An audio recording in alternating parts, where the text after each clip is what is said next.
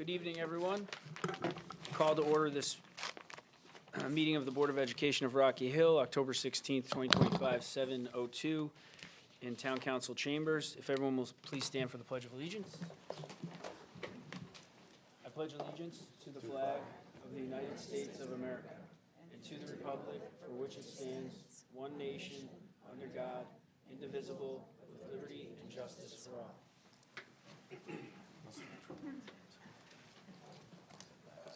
All right. Welcome, everyone. Thank you for coming out tonight. Moving along to agenda item number 2, special presentation, Dream Academy, Pathways, and a Dream Cafe.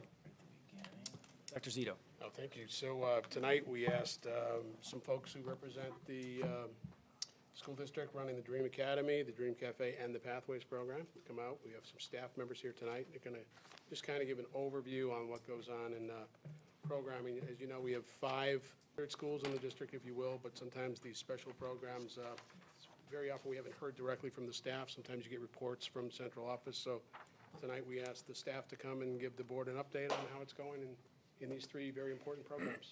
You guys can come up and introduce yourselves. Mario, we'll start with you and the rest of the staff. Am I supposed to speak into one of these? Right into the microphone. All right. Mario Moreno, I'm the special ed teacher at Pathways. How are you guys? My name's Ian Larnard. I am the transition coordinator and special education teacher of the Dream Academy. Good evening, I'm Erin Harold. I'm the culinary director of the Dream Cafe. Excuse me. So the Dream Academy and Dream Cafe are in-district initiatives designed to support students through individualized instruction focused on life skills development and vocational training through meaningful hands-on experiences and strong partnerships with families, staff, and the wider community. We empower students to develop independence, build employability, and foster a lasting sense of belonging. Additionally, the district's Pathways program provides individualized academic instruction and social and emotional support to students in grades 7 through 12 who require a therapeutic learning environment. The Pathways program, I'm going to speak a little bit to it. We have a low teacher-student ratio. Right now, I have 7 students in the Pathways program. It's led by myself, the special education teacher, along with the school psychologist that we share with the high school. We have a BCBA, other related services providers, and one paraeducational supporter. We're set up for students grades 7 through 12 who are not successful in the larger school setting. Our main focus is on providing a therapeutic learning environment that is designed to support the mental, emotional, and academic well-being of students. Our goal is to eventually get all these students returned to their larger school. I also want to add that for the Dream Cafe, our students from Pathways has been going over to the Dream Cafe for the last few years to accrue volunteer hours that they need at the high school. But the administration has been very kind to us, and they actually now are going to set that up for a half a credit class. So I am very appreciative, and the students are very appreciative that we were able to get an extra credit for that, half a credit for that. I know the students enjoy going over. We go over, we help, whatever is necessary. We do cleaning the tables. We work the cash register. We go into the kitchen, clean, make sandwiches, and whatever else is needed for our kids to go over. So we're very appreciative to the administration for setting that up for us. All right. First, I'd like to thank you guys all for your time and allowing me the time to give a little bit of insight into the Dream Academy. So the Dream Academy, we are developing responsible, engaged, achieving members of our community. And that means anything from job experiences to social groups to really allowing those students, we create and we foster their individuality. So if a student comes in and has an interest in a job site, I'll explain our job sites a little bit later, but if a student comes in and has a different interest out of those job sites or completes an interest inventory of that nature, we would go out and try to get a job site of that nature for that student to experience those opportunities within the classroom, or within the community, sorry. We empower and explore those diverse interests and opportunities. And myself and my staff really do a great job of keeping that individuality of that student and growing it, and really allowing them to be who they are and growing into who they are and allowing them to successfully navigate the community.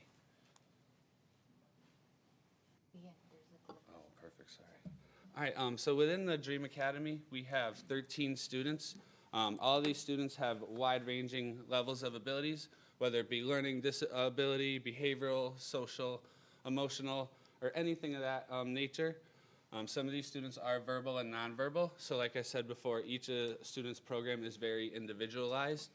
And within the scope of these 13 students is one, the transition coordinator, and then I have 8 staff, and including in those 8 include staff that have one-on-one students, and then also job coaches. And these job coaches do a great job of, like I was talking about, fostering that independence within the students.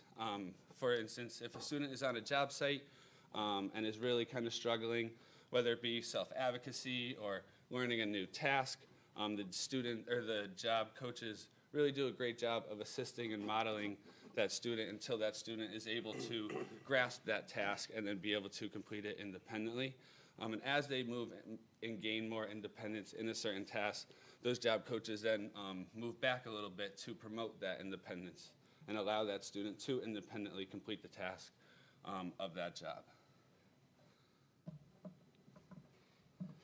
So some of the main components of our program, we really try, each day we do daily living skills lessons, whether that be on banking, time management, hygiene, anything along those lines that would help a student on those daily bases.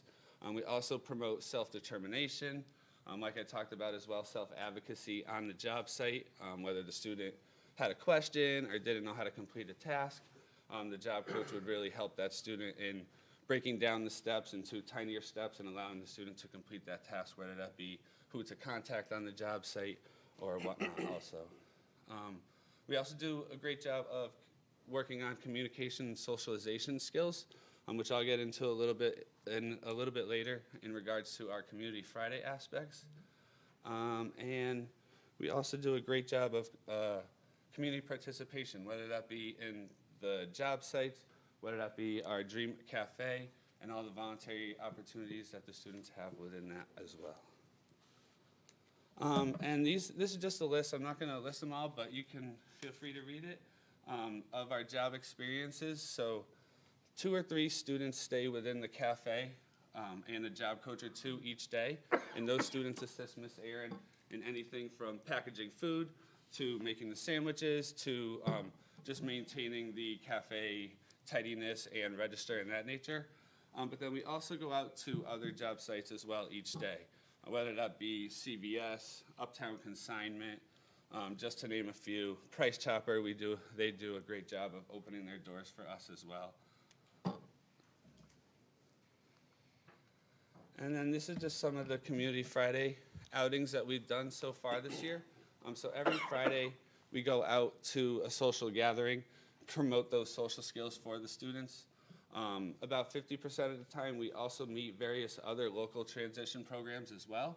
And that's a great opportunity for our students to maintain friendships, to work on those socialization skills, and then really be able to maintain those friendships after the Dream Academy as well, once they graduate or reach the age of 22. So some of the sites that we've gone to so far this year is the Berlin Fair. We've gone bowling, we've gone to Dinosaur State Park.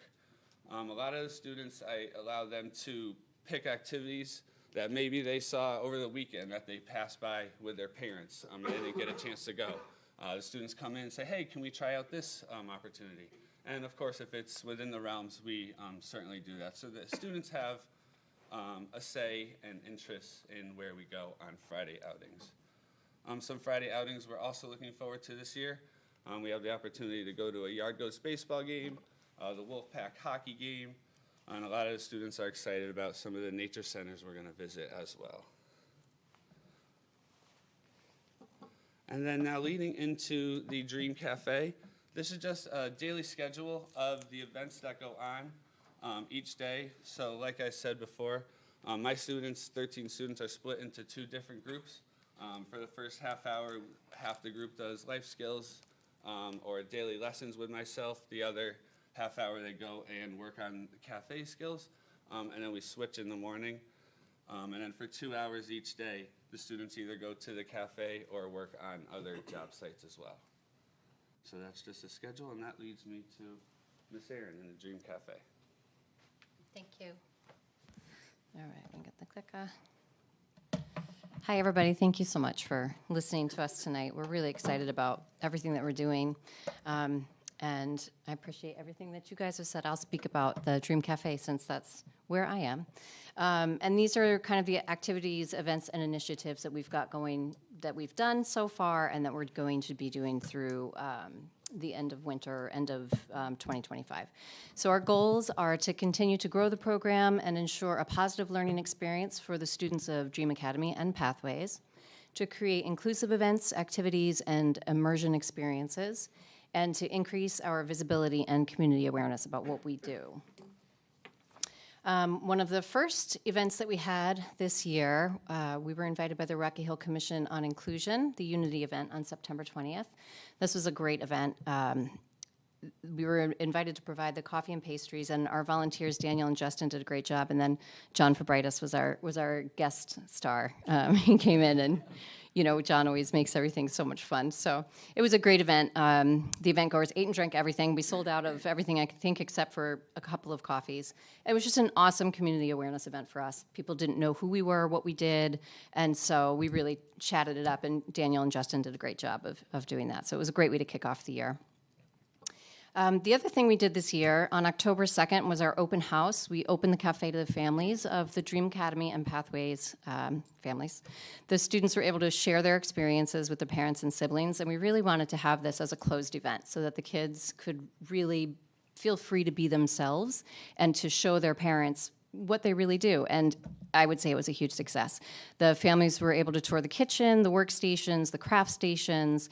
They were so chatty and so excited. And, some of the kids that don't speak a lot around me were chatting it up with their brothers and sisters and families. And it was really awesome to see them in their familial environment, because when they're at school they're a certain way, but it was really awesome.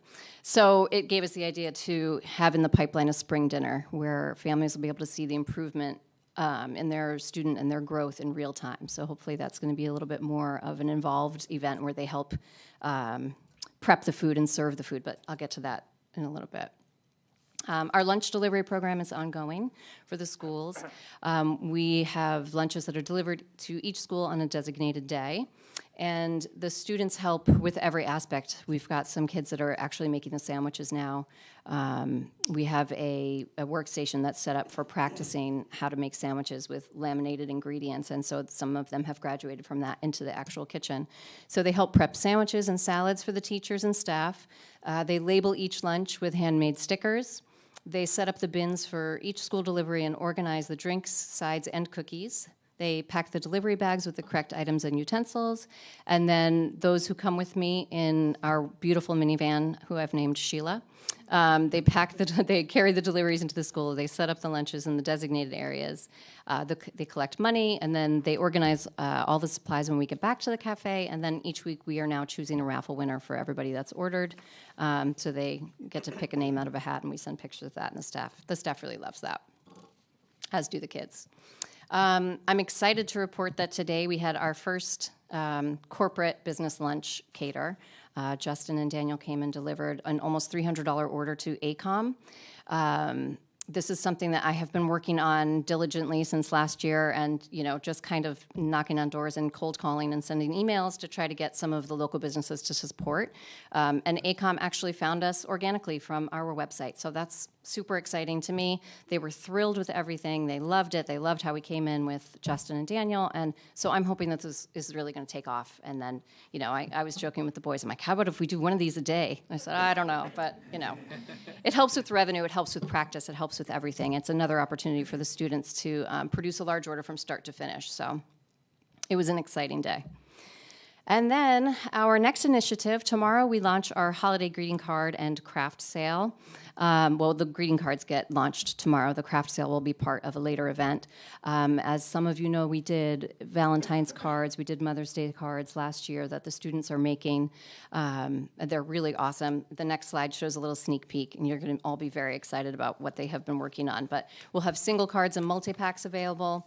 money holders and gift card pillow folds. We've got the cards on sale will go through the public school network and as well as on sale at the cafe and on the website for the public. Where they're also working on craft items. We've got keychains. They got a knitting wheel. You can see Trey in one of the pictures and Ben up top working on this knitting wheel. It makes cute little hats. So we're hoping to have those for an event that we are going to do on December 6th at the cafe. It's going to be our first annual holiday bazaar. We're going to have, well, I'll talk about it a little bit later, but we'll be selling these items there. So the student tasks that are involved, you know, it's like a craft wonderland. They're stamping, gluing, assembling. They're running the Cricut machine.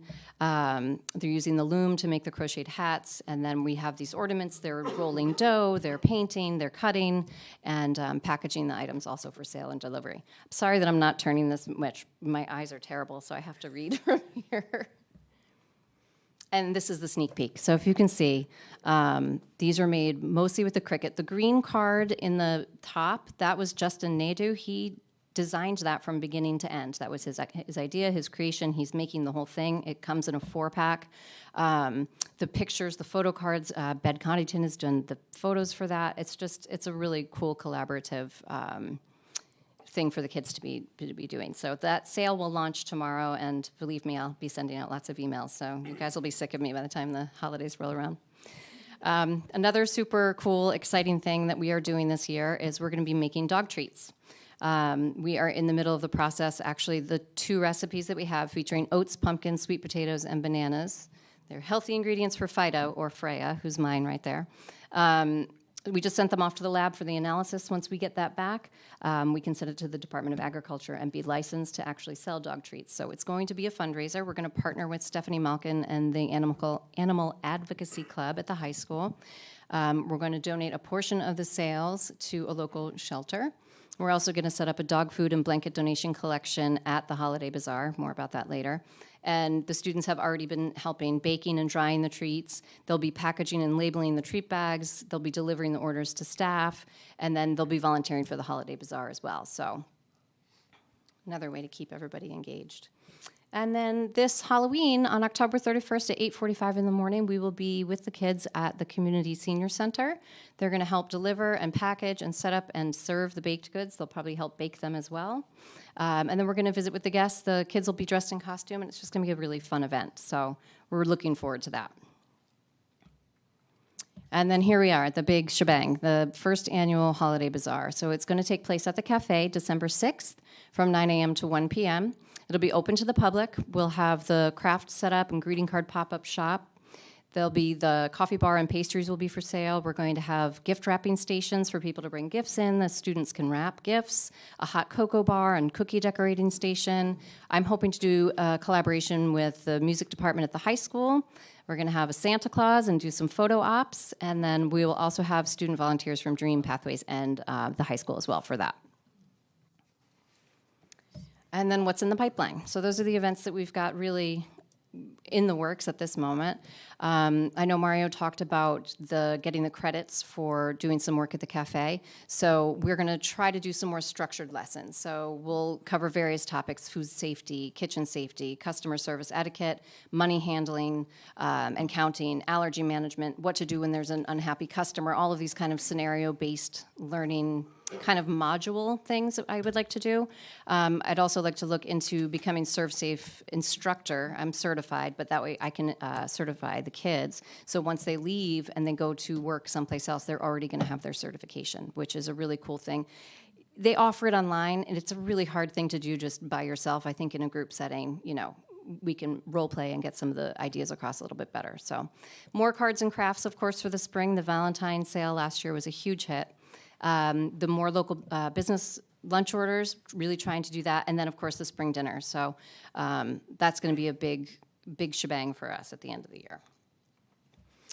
And then it brings us to our why. What are we doing? Why are we doing this? To build confidence and social skills, to teach students the skills they need to become employable, to help students overcome obstacles, to create an environment for multitasking, you know, not just doing one thing at a time, but figuring out, you know, how do you have a sense of urgency? Okay, this is a silly example, but we've got, you know, 7 ham sandwiches on 4 different kinds of bread. Do we have to do 2 at a time, or can we lay it all out? You know, these are the kinds of things that employers want to know. You are you have the ability to do. So, and then where will we be in 5 years? We hope to be improving the experience through increased visibility and revenue. Our training will become more streamlined and more efficient, of course, especially if we have those, more structured lessons in place, and then growing a number of students.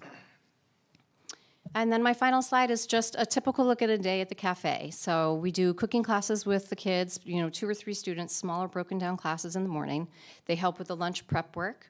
There's cleaning projects, and some of the kids work the dishwasher and the dishwashing station.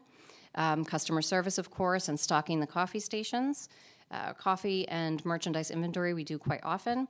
And then we also have, workstations set up. I mentioned the sandwich one with fake ingredients that are laminated. We also have an iPad where we do cashier training. We have different drills on how do you ring up these 5 things.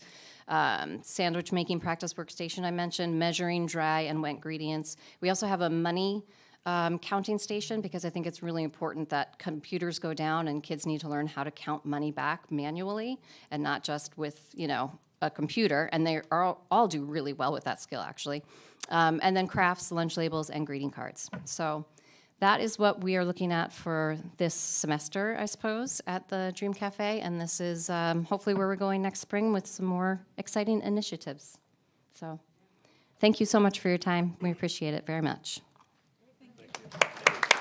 Thank you.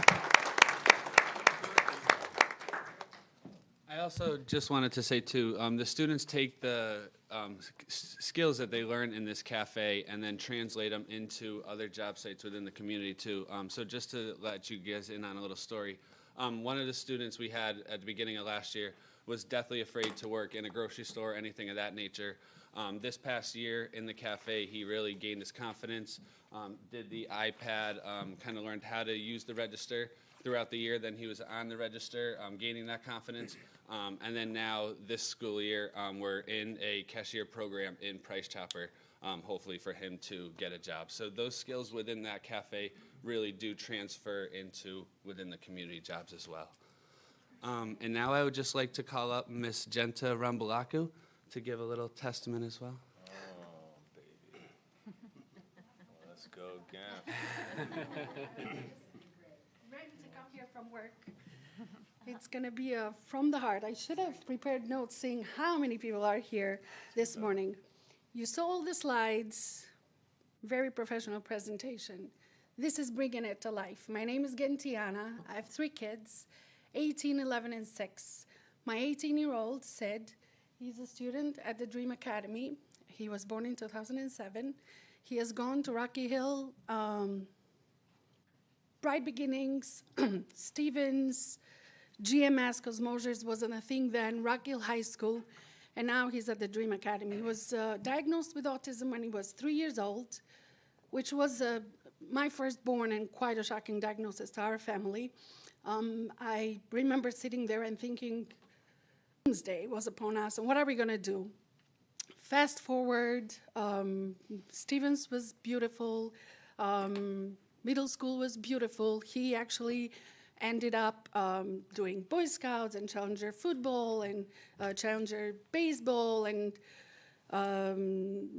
Cubs Lions. Life was looking good. What puts Sids on the spectrum, there are 2 types of people. Neurotypical, which is most of us, what people like to call normal. And I don't like the word normal because none of us are really normal. And then we have the neurodiverse. What makes people diverse is something else. Technically, it could be diabetes, but in this world, it's autism, ADHD, some sort of diversity that makes your brain works a little bit differently than others.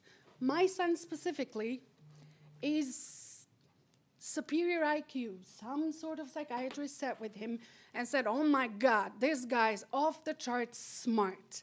Superior IQ, superior memorization. He can remember everything. There are a lot of superiors there, but what is not superior is communication. My son technically is nonverbal. Communication level is what they say a level 1 or a level 2, which means this brilliant mind is trapped in a body that cannot speak. He cannot self-advocate. He cannot ever communicate what he needs, how he feels, what his emotions are. who he is. How does he see the world? How does the world see him? How does he feel about this world that is mostly neurotypical, but here he is, an 18-year-old, being neurodiverse. Now, as a mom of 3, I raised my 2 younger kids.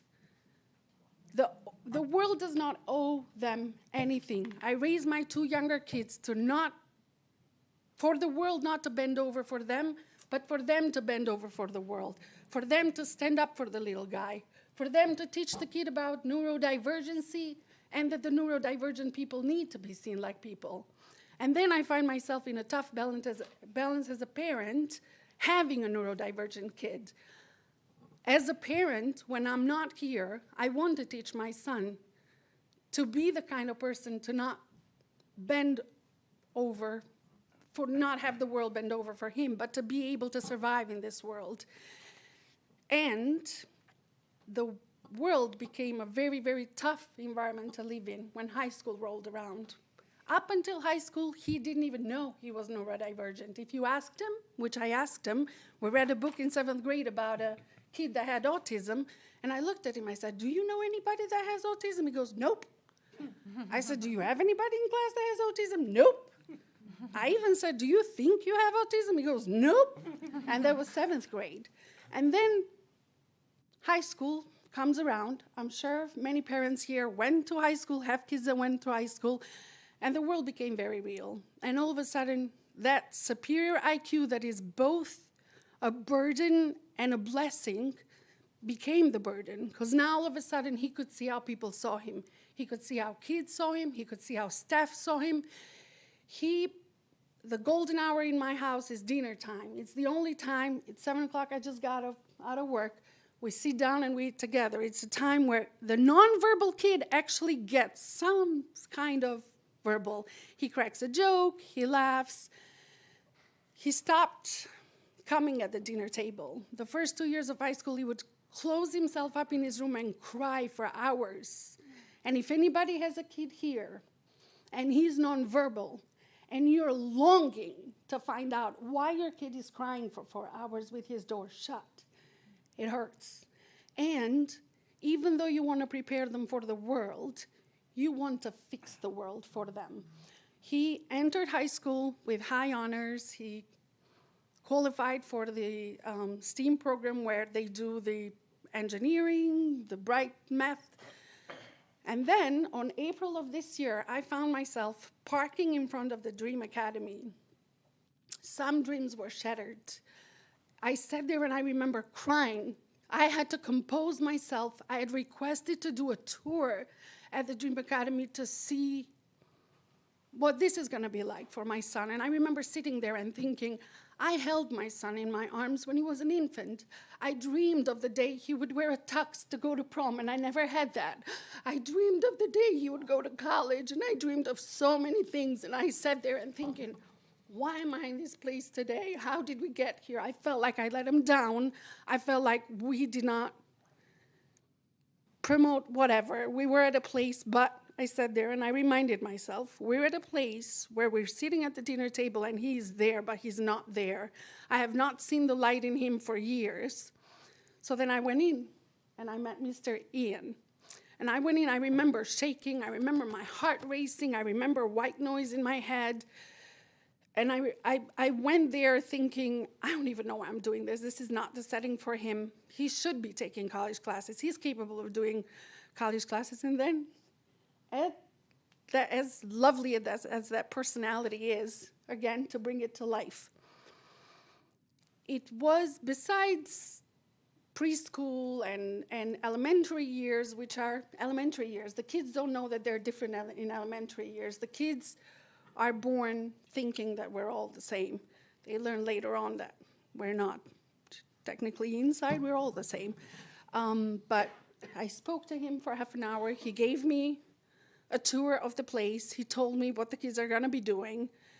And I got this sense, this personality, this very empathetic personality, and this sense that I'm here, I see you, I see your kid, and I want to be here for your kid. And then we went to the cafe.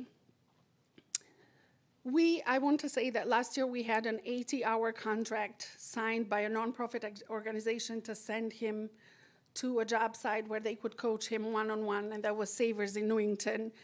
He loved going to that place every day. He loved being there. He loved that he could be a productive member of the community. He loved that, even people think I may not do a lot of things, I'm actually capable of doing something. That one-on-one coaching wasn't every day, it was more like 12 hours. And I met with the manager of the place multiple times because I really wanted him to have an opportunity to have a job. I don't care what job it is, just throw him out there in the world and find something, the slightest glimpse of typicality so he can function when I'm not around, when my husband's not around, and that he doesn't become a burden to his sisters. And the manager of the store told me, I've never seen a guy that wants to work so hard. He actually competes against time. He really wants to work hard. But he said, and I'm being upfront with you, I have 2 kids, tears in his eyes. He said, my staff does not know how to approach Sid. We don't, and there is another aspect of him making him neurodiverse is when you say something, you need to give him 20 to 30 seconds for his brain to process what you're saying and actually respond.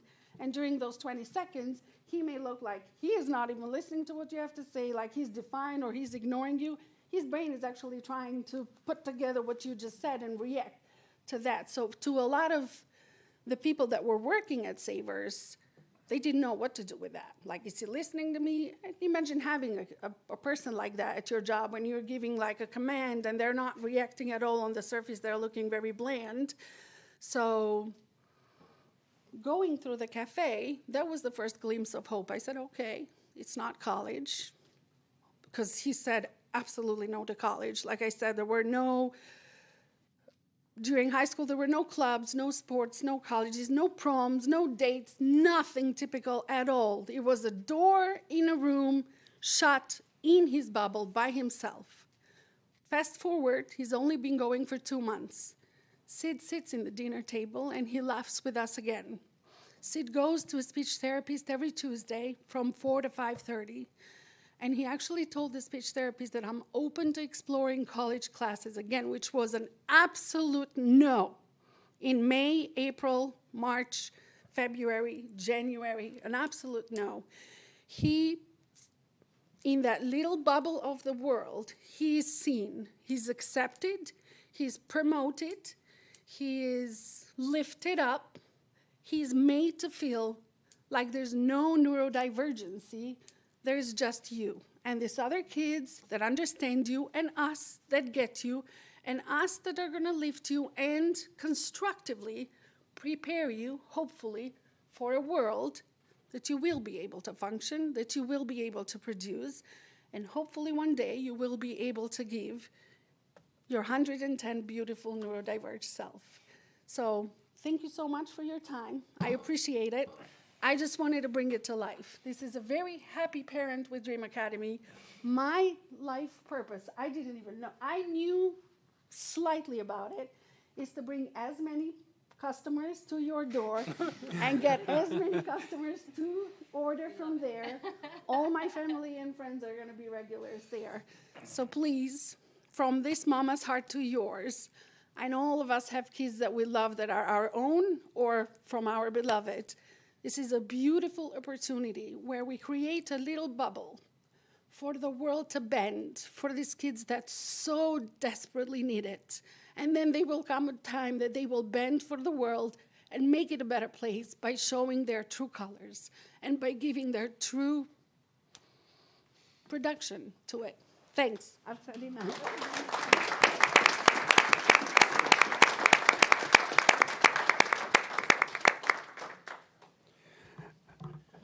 Thank you so much for coming out tonight. I know that was, that was incredible. And to just, really experience it. Thank you. Thank you very much. And thank you, Aaron and Mario and Ian, for coming out. That was a great update on what's going on, how it's progressing. And a little bit of an insight more into kind of the day-to-day activities, which was much appreciated.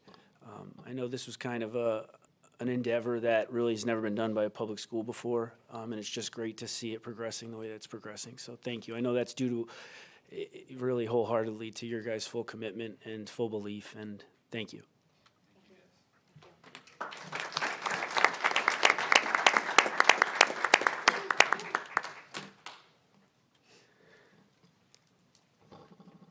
All right. Moving along to agenda item number 3, audience participation. This is the portion of the meeting that is open to the public. If there's anyone here to address the board tonight, this is the time. And we just ask that you state your name for the record, name and address for the record, and try and keep your comments to 2 minutes. Is there anyone here to address the board tonight?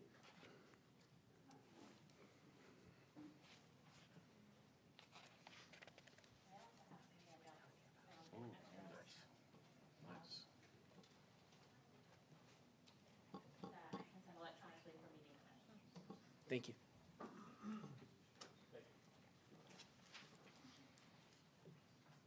Thank you.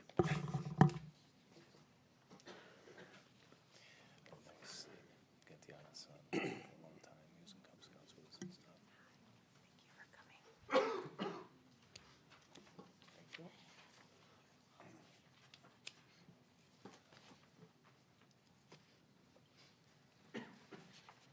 Good evening, members of the board, superintendent, and school team members.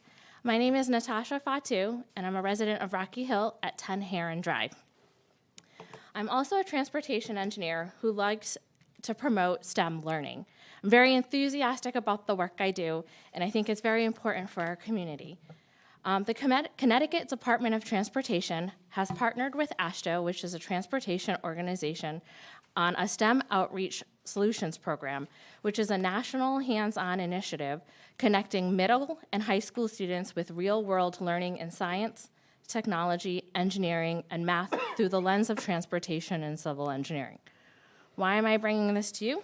Because our workforce today faces a critical shortage of engineers and technical professionals. This program helps close the gaps by inspiring students early, especially in middle school, where studies show most children lose interest in STEM without early exposure. Through collaborations with the Connecticut Department of Transportation, schools, and industry members, students will learn to link classroom concepts with real-world careers, whether designing bridges, exploring magnetic levitation, building model highways, or testing transportation safety design. What I've shared with you is a packet about this AASHTO program and the modules, and a description of all of the modules. How the program works is that teachers receive training and self-contained learning modules that meet national math and science standards, all at no cost. The Department of Transportation will pay for the program and modules that you choose. These modules cover topics like bridge design, highway safety, environmental engineering, traffic technology, and connected vehicles. Each kit includes materials, software, and teacher resources, everything needed for classes of 30 students. ConnDOT has also committed engineers to mentor students in classroom, turning math and science lessons into hands-on exploration and problem solving. I'd like to share some of the impact and opportunities of this program. Students gain skills in inquiry, so critical thinking, design, data analysis, teamwork, and technology. Teachers strengthen STEM instruction with ready-to-implement resources. Communities benefit from a pipeline of future engineers, technologists, and innovators ready to address transportation and infrastructure needs. And membership in the program provides national recognition and competition opportunities like AASHTO Bridge Challenge. I have encountered some resistance to learning more about this free resource, not only of materials, but also for engineering professionals' time. My understanding is that the school curriculum is decided a year in advance. However, outreach about this program occurred in April, May, June, August, and September of this year. So I'm really hoping that the board will encourage our administration to at least hear and listen to what is available to the teachers and students at no cost. In just a few years, this initiative can transform how our Rocky Hill students see math and science. not as abstract subjects, but as gateways to solving real-world challenges.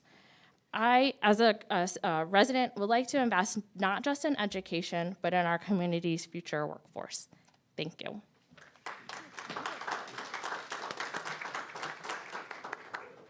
Thank you. Anyone else here to address the board tonight?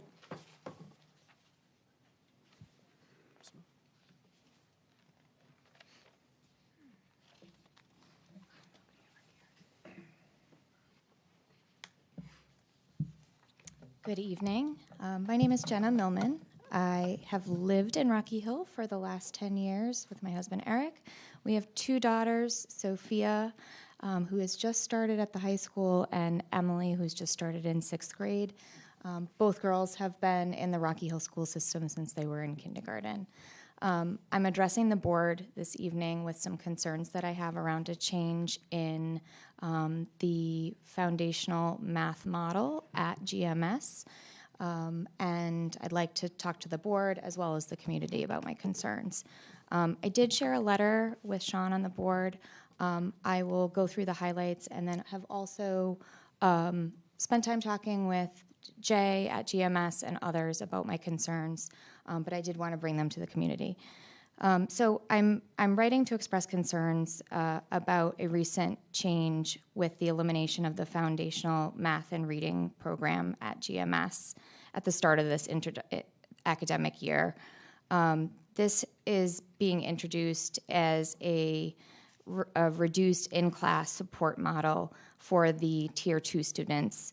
I understand that this change is presented in aligning with the Safe School Climate and Restorative Practices Law, but I've spent time with that law and trying to understand that connection. I did get the opportunity to connect with Mrs. Duran today about better understanding that connection. And I do have a better appreciation for where in the law there is a reference to the concept of a evidence-based or research-based intervention model.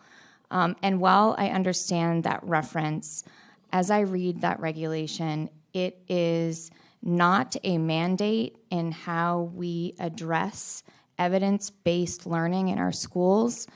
It is a term that is loosely defined. It is a term that is open for each school district's interpretation, I believe intentionally, and I would not classify it as a mandate by the state to change the support models that are being provided at GMS. I would like to talk about my family's experience with this foundational math program. I mentioned I have a daughter, Sophia, who participated in the foundational math program at GMS for 2 years. She did exceptionally well in that program, did not participate in the 8th grade, had sort of gotten to a level of support that she was able to move into a social studies class and just continue with her core math class, and that was very, very effective for our family. My expectation of having Emily move up to GMS, being in a very similar place as Sophia was as far as needing math support, was that this program was going to be available for her as well. My understanding is that at the beginning of the school year, this program was eliminated, and it is in the process of being redefined to more closely align with the district's definition of evidence-based interventions. I worry that this is very much still in process. My understanding is that there are consultants involved, there is training that is going to be happening, there's schedules that are still being adjusted, but the support model has sort of gone live. I'd like the board, administrators, and community to be more engaged on this change. in understanding the law change with the Safe Schools and Climate Act in Connecticut. That is actually something that is explicitly outlined, which is community engagement involving parents in decisions that impact the academics of the children. So I'm asking for more engagement on this topic, a recognition that this is, given it is not a mandate, that we take a measured approach and make sure that our administrators, our teachers, and our specialists are set up for success to deliver the best support that they can for our students. I also was in talking with Mrs. Duran this morning. We were talking about these sixth graders being our COVID kindergartners, and in my observation and my sense is that in looking at some of the data as well, this is a special group of students, and employing this type of change at this time and at this pace feels as though we should pause and make sure that we have the right support models in place for these students before we move down a path. So I wanted to articulate that to this board, to the community.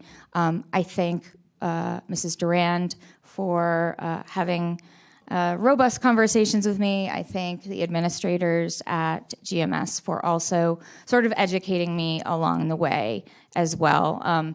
This was information that was new to me. I was not aware of this change as a parent of a student who would be receiving sort of a level 2 math support. And that felt uncomfortable for me. I did appreciate engaging with everyone to try to understand this. But at this point, I am asking for that consideration, perhaps that more measured, engaged approach to this change to ensure that our students are set up for success. Thank you.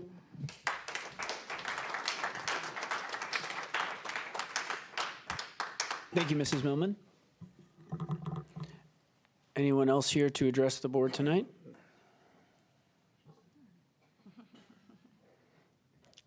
All right. Seeing none, we'll move along to a report from student representatives. Up first is members of the High School Student Council. Yeah, High School Student Council to report on activities of Rocky Hill High School. Good evening, everyone. I hope you guys are doing all well. My name is Janvi Patel. I'm representing the Rocky Hill High School. I would just like to apologize for not being able to come last meeting because I was sick. I was hoping I didn't catch that September flu, but sadly I did. But I'm honored to be here once again, so let me just start.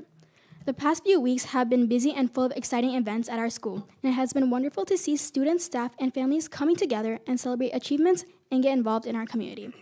On September 27th, the marching band had their first show of the year. Everyone has been working hard since summer, and the performances are improving every week. It was impressive to see the dedication of our students. The precision and energy they bring to every performance is truly inspiring.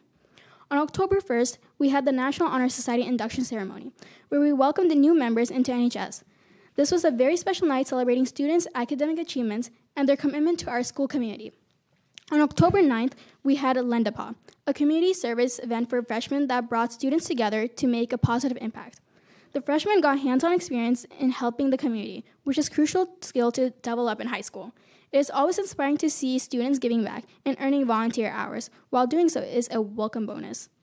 Events like this show that our students are not only committed to learning inside the classroom, but also dedicated to making a difference in the community. Looking ahead, I'm so excited to share this, but Channel 3 will be coming to our school on October 17th for the Game of the Week. Our students will be featured on television, which is exciting for everyone.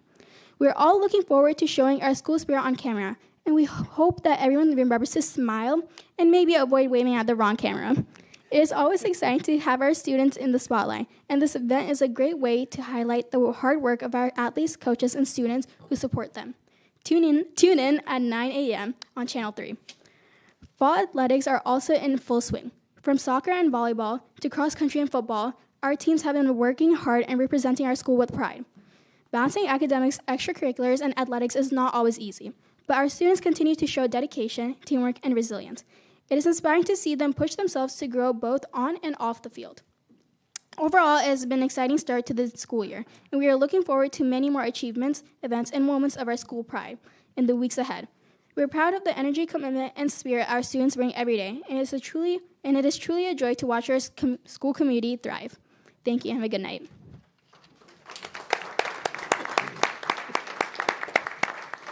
Thank you, Ms. Patel. Moving along to a report of student representatives. Next up is Mosier School. Please come to the microphone.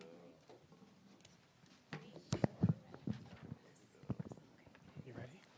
I think you just clicked that. Okay. There you go. Good evening. My name is Amelia Whitaker. I'm a fifth grader in Mrs. Carson's class. And my name is Wesley Glory, also a fifth grader in Mr. Bassaroon's class. We are happy to be reporting to you tonight on Mosier School. Our presentation will fill you in on what we have been up to so far this year. In September, we practiced ALICE drills. We had a fire drill and an evacuation rally point drill. Students, including myself, feel safe and are happy that staff makes safety a priority. In gym, we talked about safety on the playscape to make sure no one gets injured. We also discussed how to use the gym equipment safely, in addition to respecting each other. Mosier students and staff traveled the world over the summer and sent in postcards to prove it, from Turkey to Bar Harbor, Maine. Look at those cards and maps. PBIS monthly themes. Our PBIS action plan helps us focus on our monthly themes to drive what we do each day. In September, we focused on friendship, and in October, we are striving to be more creative. These are some of our Friday Raptor ticket winners. Pictures are taken as each one is the I in kind. Then each winner chooses a prize.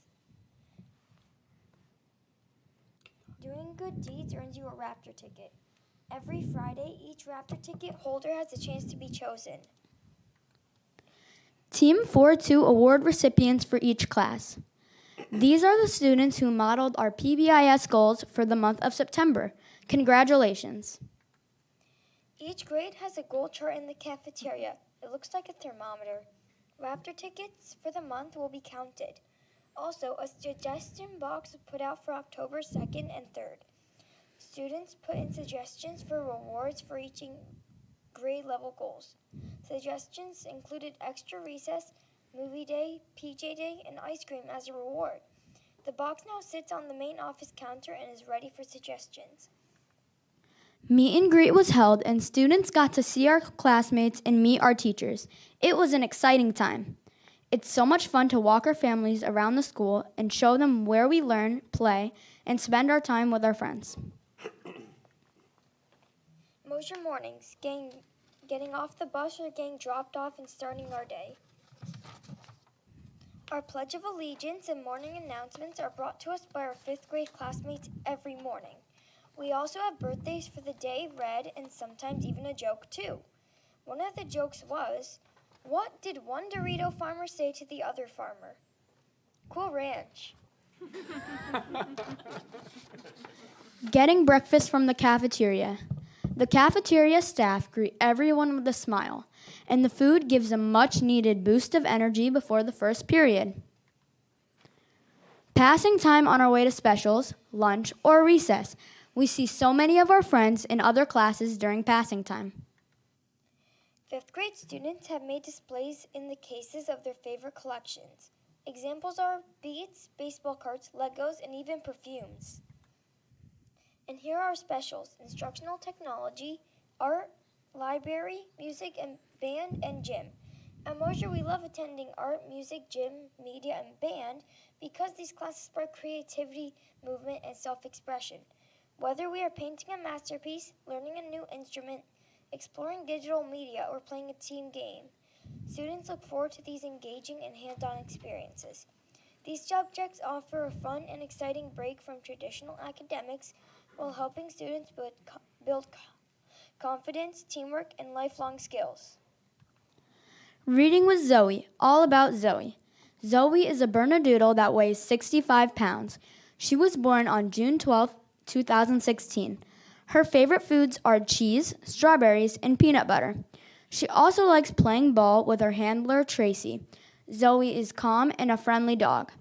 Something really cool about Zoe is while sometimes when kids are reading to her, Zoe likes to put her chin on the book to show that she really enjoys the book, or she wants to be rubbed. A few fun recess pictures. We love playing on the playscape, games on the courts, Foursquare courts, and fields. Foursquare has been a huge hit at recess, and we love to have the chance to play each day. And then there was a day a rooster visited Mosier School. Mr. Fianza shooed him back to his home, but he sure was cute. Some fun pictures and a few fun views of the cafeteria at lunch. In STEP Lab, 4th and 5th grade students worked on some interesting projects like a pumpkin catapult, building a tower and balancing a marshmallow, and even earthquake-resistant structures using jelly to test it. The Connections program works hard each and every day. They even start their mornings with a sensory activity station to help prepare for the day. National Custodians Day. Here's the whole Mosier team. The custodians work extremely hard each and every day to make sure our school is clean and running smoothly. We appreciate everything that they do for us here at Mosier School. Student Council working on posters for upcoming events. They will be hung around the school to advertise the fall ball, and we will be honoring our veterans by displaying photos in the main hallway and creating heartfelt appreciation cards to send to our local veterans' home. We had 19 high school students come to Mosier to help out all around the school. They helped with whatever staff needed help with. We think we might want to be participated in Lend a Paul when we get to the high school. We had a drum assembly on October 8th. It was great, and we all got to participate with our own drum. We learned about team building, having a growth mindset, songs from different cultures, and having cooperation. Mosier Future Events. On October 29th, we will have our first ever Mosier Fall Ball. Costumes are encouraged. On November 14th, we are going to the Rocky Hill High School football game, and we will have our winter chorus concert on December 8th. Thank you for having us present our Raptor Report.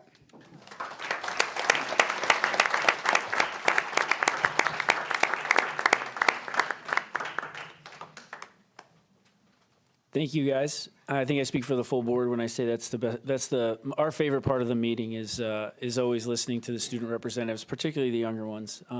It's always great to see a glimpse into the schools.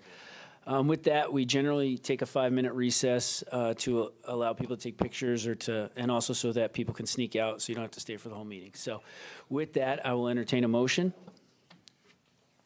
Motion to take a 5-minute recess. Moved by Mr. Kosker. Do we have a second?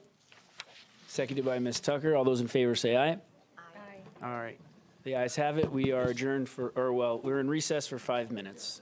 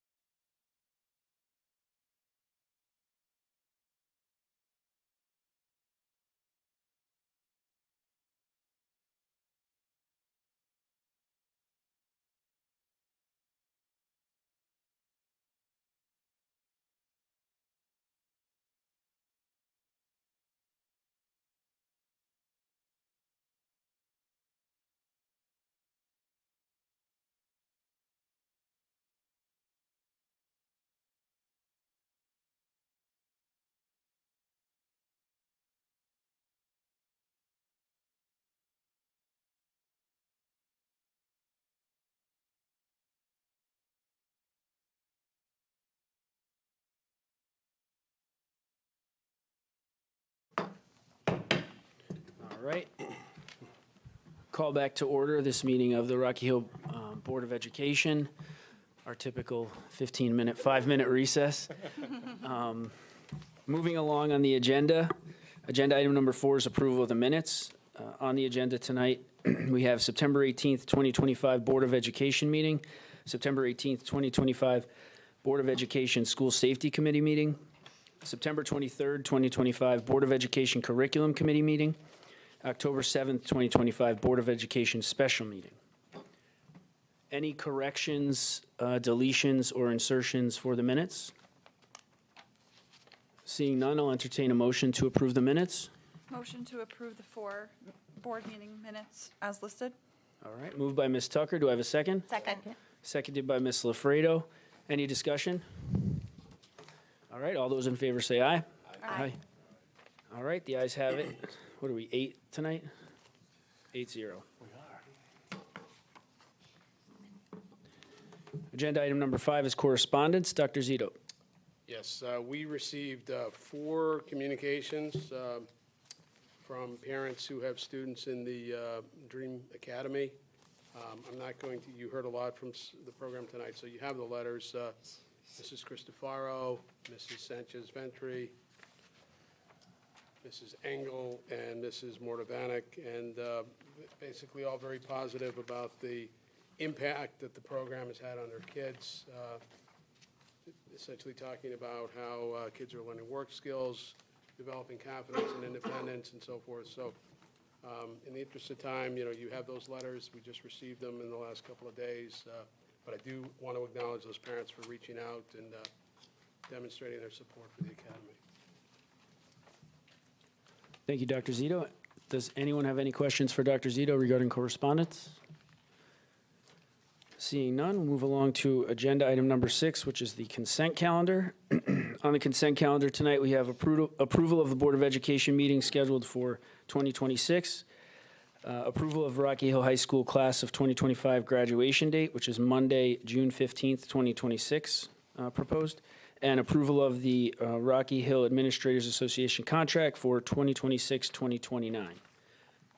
And does anyone on the board want anything removed from the consent calendar? All right, with that, I will entertain a motion to approve the consent calendar. Motion to approve the consent calendar as listed on the agenda. All right, moved by Ms. Tucker. Do I have a second? Second. Seconded by Mr. Clemens. Any discussion? All those in favor say aye. Aye. All right, consent calendar is approved 8-0. Committee reports. Up first is Curriculum Committee, Ms. Tucker. The curriculum committee met on September 23rd. We had a very full agenda. It was a very good update for the beginning of the year.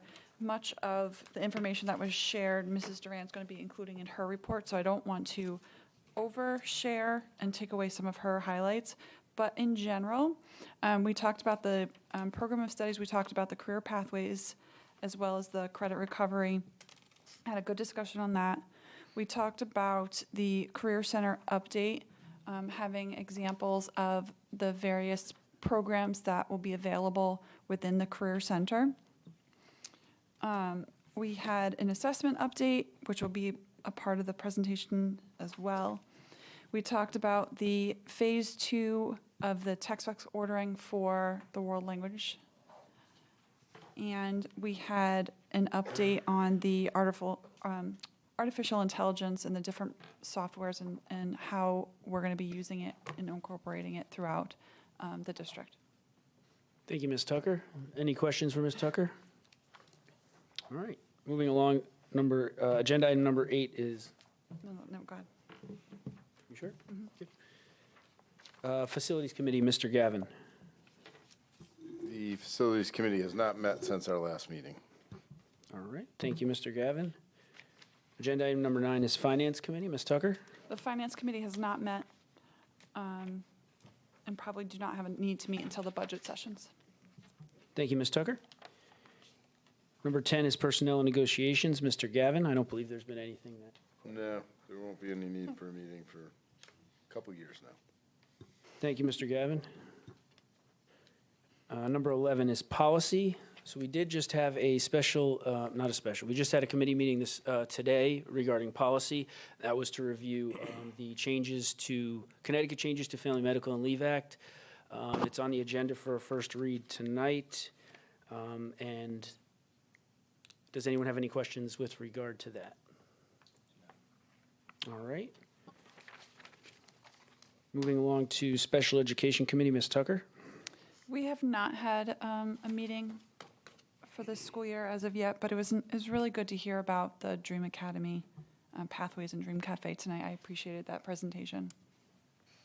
Thank you, Ms. Tucker. Any questions for Ms. Tucker? All right. Correct Counsel is number 13. Mr. Schreiber is not with us tonight. He will report when he gets back. Number 14, School Safety Committee, Mr. Clemens. Yeah, we have not met since our last meeting. Thank you, Mr. Clemens. And committee number 15 is Technology, Mr. Gavin. We have not met since our last meeting. Thank you, Mr. Gavin.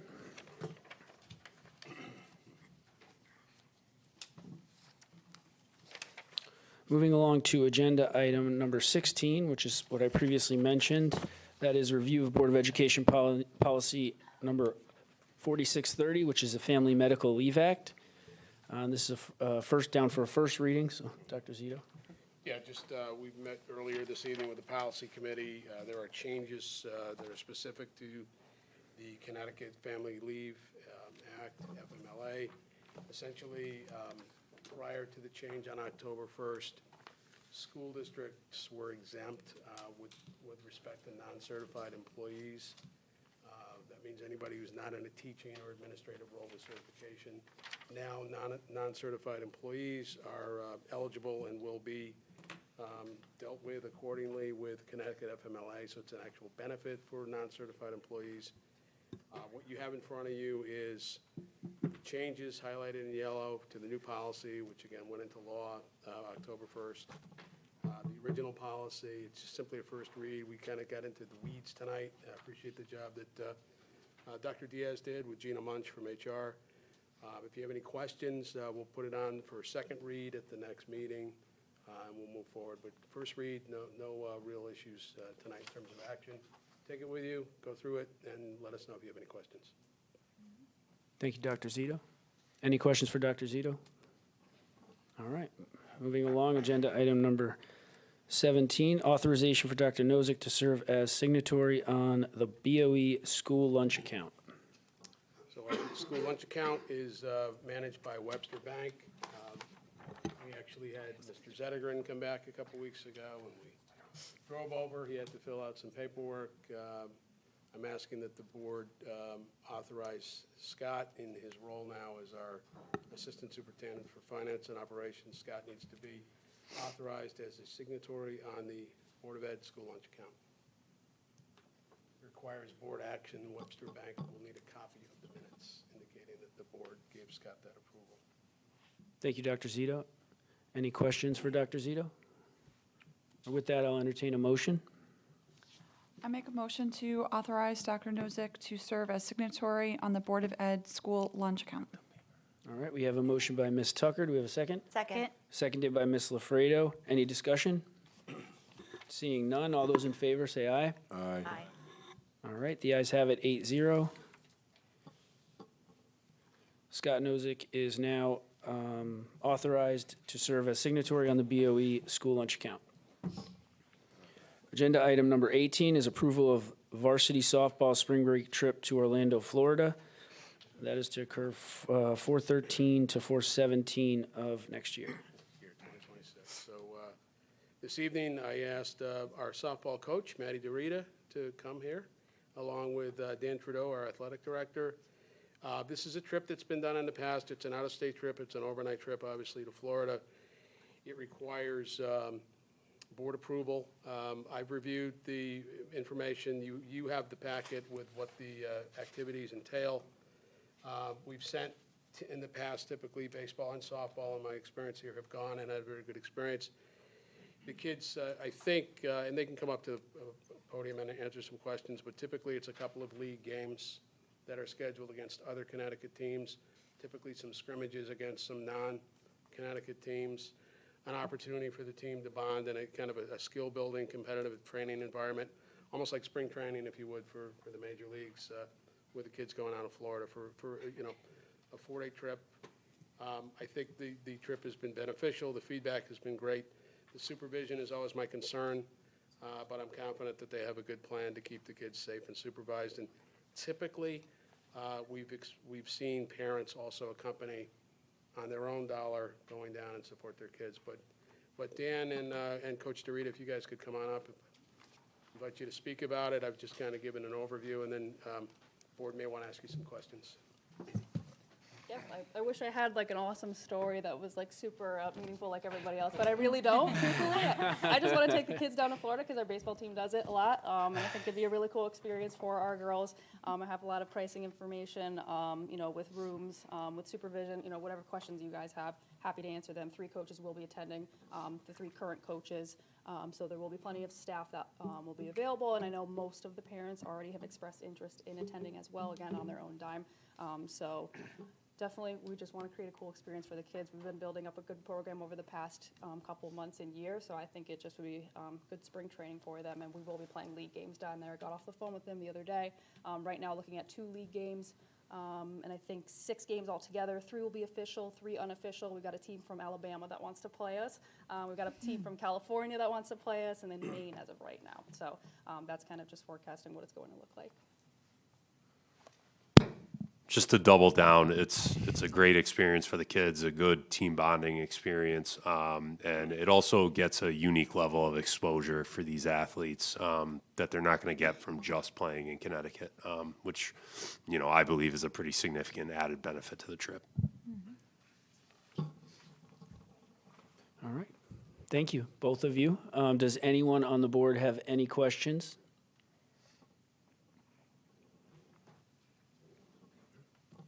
I can say, some of the best memories I have is doing trips like that. I think it's a great idea. Thank you. Thank you. Thank you. So we need board approval for this trip. All right. Take a motion to approve the softball trip. So with that, no one has any questions. Any questions for Dr. Zito on it? Anybody have any questions? I just have one question. Will there be any fundraisers to curb the cost of the trip for the families? Yes, we've been doing nonstop fundraising throughout the past year. We pretty much have one going on almost every single month. But right now we've got a significant amount of money that are going to be going towards the players just to help offset the costs a little bit. That's perfect. Thank you. I want to try and help the families as best as we can. Absolutely. Thank you. Thank you, Ms. Manella. All right. With that, I will entertain a motion to approve the varsity softball spring break trip to Orlando, Florida, 4/13/2026 to 4/17/2026. Motion for approval of the varsity softball spring break trip to Orlando, Florida, 4/13/2026 to 4/17/2026. All right. Moved by Ms. Tucker. Do we have a second? Second. Seconded by Ms. Manella. Any discussion? All those in favor say aye. Aye. All those opposed say nay. All right. The ayes have it, 8-0. Varsity softball is going to Orlando. Thank you, guys. Thank you, guys. All right. And good luck, yes. You don't have to stay. You guys are free to go. Yeah, you're free to leave. Bad you had to stay this Well, long. I will, actually, before you leave, I do want to say one thing. Mr. Trudeau, I've been, since the start of the year, I've been to a bunch of athletic events. I was at the fall sports parents orientation, and I just want to thank you for, and on behalf of the entire board, both the family meeting and then just being at the events and seeing you're present at every event. You're holding the kids accountable, holding the parents accountable. I just think you're a huge asset to the district, and I just want to thank you. I appreciate that. Thank you.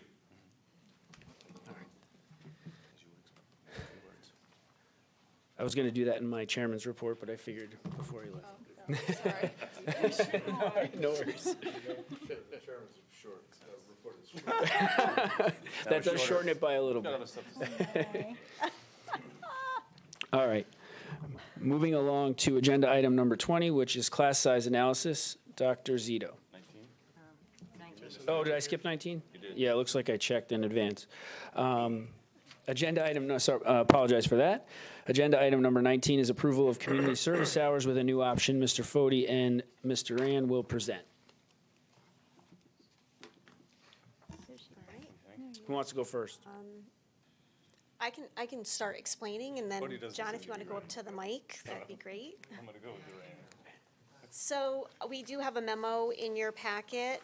We had a really great discussion about this in our curriculum subcommittee meeting, and we talked about the value of community service and the board's commitment to making sure that our students do participate in their community and giving back in the value.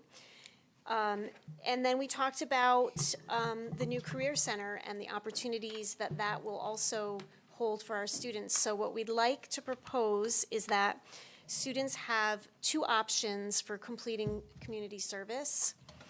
Option A would be that they complete 50 hours of community service. And then option B would be a reduction to 40 hours of community service with the addition of 2 job shadows. And when we say job shadow experience, what I want to just clarify is that within the Career Center, we are providing opportunities for in-house job shadow experiences. And I'll ask Mr. Fode for the term that there is a different term they're using for the in-house.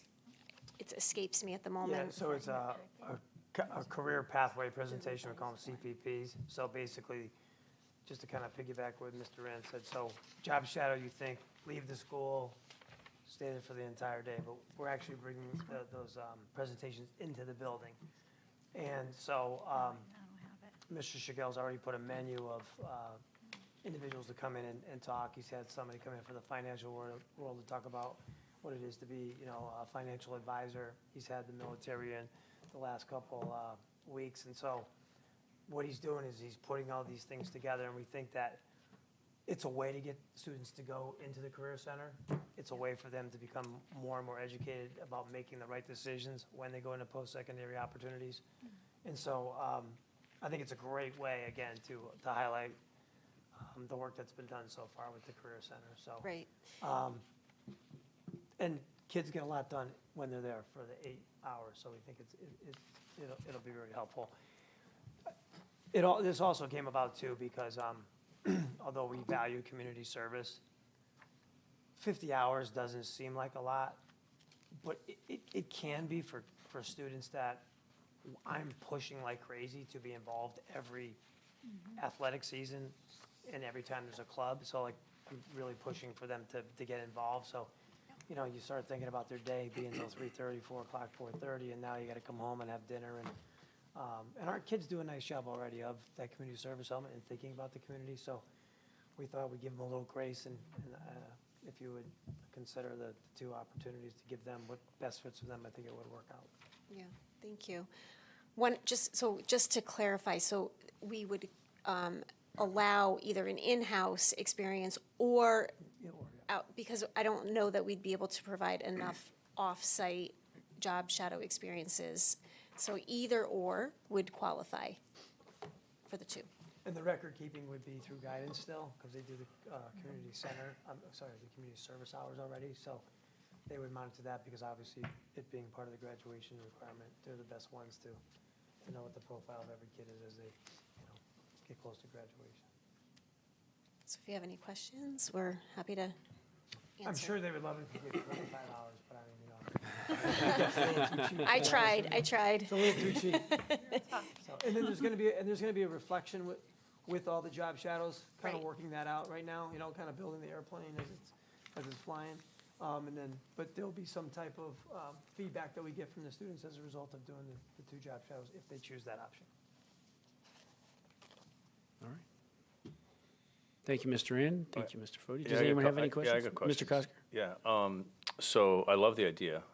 Having taught a number of years ago at a high school, we did a lot of job shadows, and all students had to do job shadows as part of their graduation requirements. So I love the idea. I don't love that, like, the in-house piece is sort of presentation-based, you know what I mean? And they don't get that actual job shadow experience, so just my thoughts. Are you gonna try, like, so if someone does I'll call it a actual real job shadow where you go and you watch the nurse do their job or watch the teacher, which you could do in-house, but are those gonna be like approved by the Career Center, or do I just go out there as a parent and, you know, student and get set up with a job shadow, and like, Yeah, who we have to- approves like that? We have to have a way of tracking them, so it would Right. be through the Career Center. And then, you know, if a student wants to do a particular job shadow that we haven't offered yet, I'm sure we can work with them. Right, if they but- come in and say, I'd love to shadow a auto body shop, and they want to go to the auto body shop and shadow that for their, and there's no hours to it, right? So, I mean, it looks like it's 5 hours per job shadow, but that's not necessarily the case, right? Because it No. sounds like a presentation's gonna be much shorter than 5 hours. No. Right, so it'll be It's like an not. hour type of situation. Correct. Okay. Yeah. So job shadow just is like, sort of a description of it, but like, if they're coming in and presenting, it doesn't feel very job shadowy, you know what I Yeah. mean? In my experience with job shadows, it seems a little more. I can share with you Yeah. I hope you come to the open house, because the It's on my way that calendar, he yeah. has it set up, when they present, some of the time they'll be in the room, and some of the time they'll be virtual, and they're gonna be able to have that kind of dialogue with a camera that follows the voices in the room.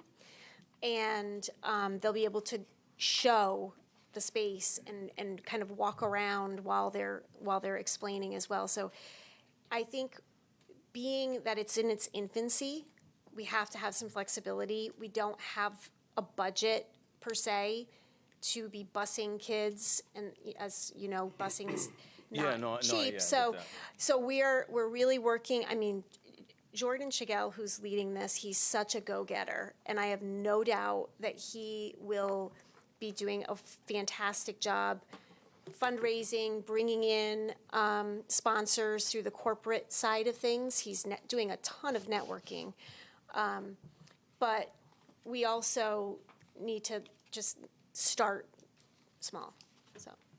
And I think you make a great point. We can kind of look into like the value of a job shadow. which Yeah, seems like to a be job bit shadow, more- when you think of it, is Yeah, like you I go, mean- you go to the job site, you check it out, you shadow the person, right? more- That's why it's more- called the job it's shadow. more in depth, I Yeah, think. So it's- maybe we could that's why just you're kinda work shadowing it, you know, you're shadowing someone No, it's a as great- a presentation, so. we kinda Anyway, have and this and there's some crazy stuff these days. I mean, I just went to an event the other day and they had VR thing, where you had VR goggles and you could like literally shadow someone doing a whatever, Oh, yeah. you know, thing using VR goggles. Now, it's expensive to buy those and stuff, but like, there's different ways to do it rather than busing and getting out to a place, but, and some people have those connections, Yeah. but anyway, yeah, we did it at the other high school, and there was no budget to it. Right. We didn't pay anything for it. The kids figured it out, but, anyway, cool, thanks. I love the idea, That's a though. good point. Thank you, Mr. Kosker. Any other questions? And that open house or / grand opening is October 30th, I 30th, think? yeah. All right. One thing we didn't mention is, it's not in the memo, but this would begin with the class of 2026, 2027. Correct. So I just, we're phasing it in. So the next year's graduating class. Thank you, Mr. Duran. And those CPPs are during periods 5, 6, 7, and 8, well, for lunchtime. Yeah, So is when they would happen. that's pretty much, yeah. I gotcha. Excellent. All right. Thank you, Mr. Duran. And Mr. Fode? Thanks. With that, that probably have to do that by motion? Yeah. With that, I will entertain a motion to approve community service hours with a new option. I'll make a motion to approve the community service hours with a new option, which is to reduce the 50 hours of community service to 40 hours with a job shadowing opportunity. All right, moved by Ms. Tucker. Do we have a second? Second. Seconded by Ms. Manella. Any discussion? All right, all those in favor say aye. Aye. All right. That is approved, that option is approved, 8-0. And thank you again, Mr. Duran and Mr. Fode, for putting it together and figuring it out. All right, now moving along to agenda item 20, class size analysis. Dr. Zito. Thank you very much. So you have the class size report. You've seen this before. October 1 is the official date where we report our enrollment to the state of Connecticut. And as we work through the budget, I will continually refer to the October 1 data, both with the board and with the town council. It's also where we measure year to year because enrollment fluctuates, but the standard measuring stick is October 1, year over year, to kind of track where we are. As a general rule, we're up slightly this year overall in enrollment. I'll get to that a little bit later in the report. I've been through this report. I don't really see any major issues. At the outset, I want to remind you of Board Policy 6120, which is the guidelines for class size. You see that the guidelines have a maximum size K1 of 20. For grades 2 and 3, it's 22. For grades 4 and 5, it's 25. And actually 4 through grade 12 is 25. Importantly, the wording here in the board policy is that at no time should these guidelines be interpreted as absolute numbers. It's important to keep that in mind as you look at this report. So if we look at the elementary enrollment, we talked about this a little bit. When we didn't have the October 1 numbers in yet, you now have them. You could see where we are. Kindergarten at Stevens School, we have classes of 20 across the board with one class of 21. Numbers look a little bit more favorable. At the other grade levels, other than grade 2, you see, again, 89 students in grade 2. So, one student over what would be the ideal of max of 88. West Hill, really no concerns at all with enrollment there. A couple board members asked me about the low numbers in kindergarten. They are low. We typically have seen cohorts the last few years of 85 to 95 students, so that's a little thing we're going to have to keep our eye on there. And then you can see at Mosier, we're pretty much right close to the cap. The cap across the board for grade 4 would be 225, right at max. And for grade 5, we would have a max of 200 students. There's 194. The big thing that jumps out to me here is the fluctuations from school to school, and that's simply a function of the grade cohorts as they move through. So you see that Mosier's enrollment is up this year, roughly 50 kids, and that's a function of a pretty large 4th grade that came in out of 3rd grade. We saw a corresponding reduction with a smaller 3rd grade class this year. So basically just kind of an overview there. Middle school and high school numbers, nothing really was alarming to me. There's not a lot of room as we look at next year's budget. I don't see a lot of room to reduce positions, even through attrition or retirement. So that is something I am concerned about. The numbers are tight, but they're efficient as well. From an overall standpoint, if you go to the back of the report on page 15, it kind of gives you the big picture view of where we are, where we were last year. Our current enrollment for the 5 schools is 2,541 students. We have another 14 students at the Dream Academy and 16 that are outplaced. So our district enrollment is 2,571. That's an increase of 44 overall K through 12 from the prior year. So, not a massive increase, a little bit more than maybe kind of closing in on 2% or so. So not huge, not a wild fluctuation, but certainly, nothing that I'm overly alarmed about. Happy to answer any individual questions board members might have. All right. Dr. Zito, if you could talk about, I know this came up in our, in a committee meeting. Obviously, the numbers at West Hill are more favorable than the numbers at Stevens. Yeah. And what is that a product of?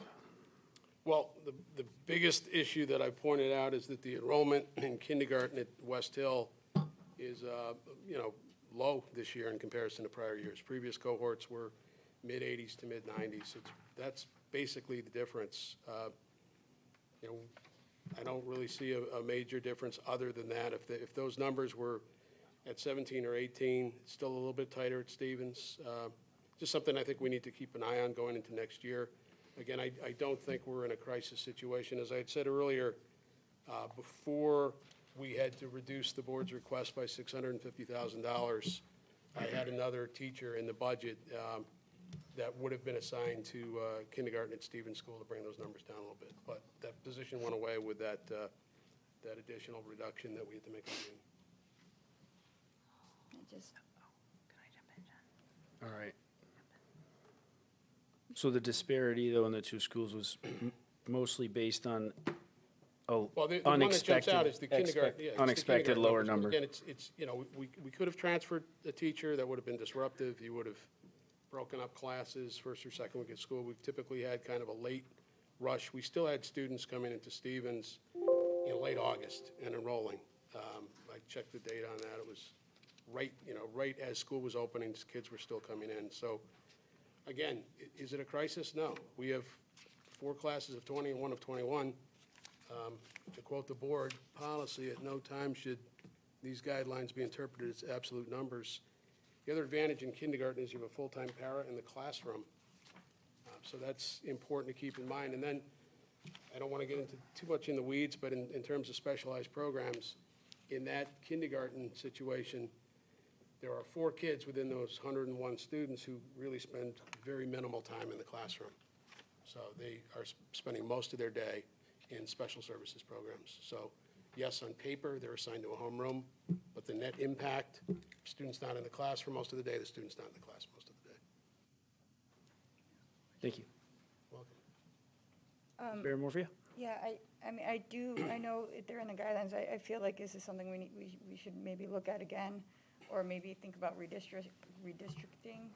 I know that always scares all the community when we say things like that, but I think it's time that we start looking at it. And I understand we're in the guidelines, but I've noticed just even with my daughter being in 2nd grade, if you think about those kids are learning at this time to read, to have 23 kids read out loud in class, that doesn't really give them much time. Same thing, I was just looking at the Spanish numbers, the classes, you figure the whole point is speaking and learning and practicing. If you got 25 kids in a class, I mean, that gives them, what, a minute in the class or 2 minutes in the class, but I don't know how long the class is, 5 minutes or whatever. It doesn't really give much time. So obviously the lower class size is gonna help. And I totally get it was the budget, we got cut, but I really do find it concerning just seeing that many at the lower levels especially. Just Thank something to consider for everybody. Thank you, Ms. Barry Morphia. Ms. Alfredo? Dr. Zito, I know the last time that we talked, which I think was September when you presented these numbers originally, and I know you said you were going to come back, it sounded like we did have room to add some classes at Stevens if need be, correct? Yes, we have space there. We moved the Bright Beginnings kids over. They're all over at West Hill now, so there is physical space at Stevens, that is correct. Okay, I just wanted to clarify that. So I'll piggyback on what Ms. Morfea just said. You know, I know we're not in a crisis situation. I understand the numbers as you've explained them.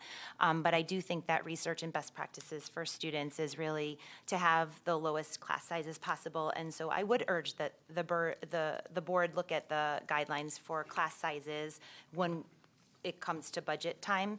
I do think that our numbers are still on the high end, and I think that they could probably be lower. And if we could fit in some more classrooms and add some teachers into our budget for next year, I think it would alleviate some of the stress that might be felt in the classrooms. You will get no pushback from me or the I know. staff if you want to add positions. I'd much rather hire people than look at transferring and consolidating. I performed a lot of kind of gymnastics last spring when we reduced by $650,000. But again, I'm going to say I felt very good about nobody losing a job. Not a single person was laid off despite the budget tightening that we had to do. And again, in fairness, we still had a 3.6% increase on our budget, which is better than some towns. But again, we had some factors driving our budget. Negotiated salaries are roughly 3% across the board, and then our insurance was up, driving another percentage on the budget.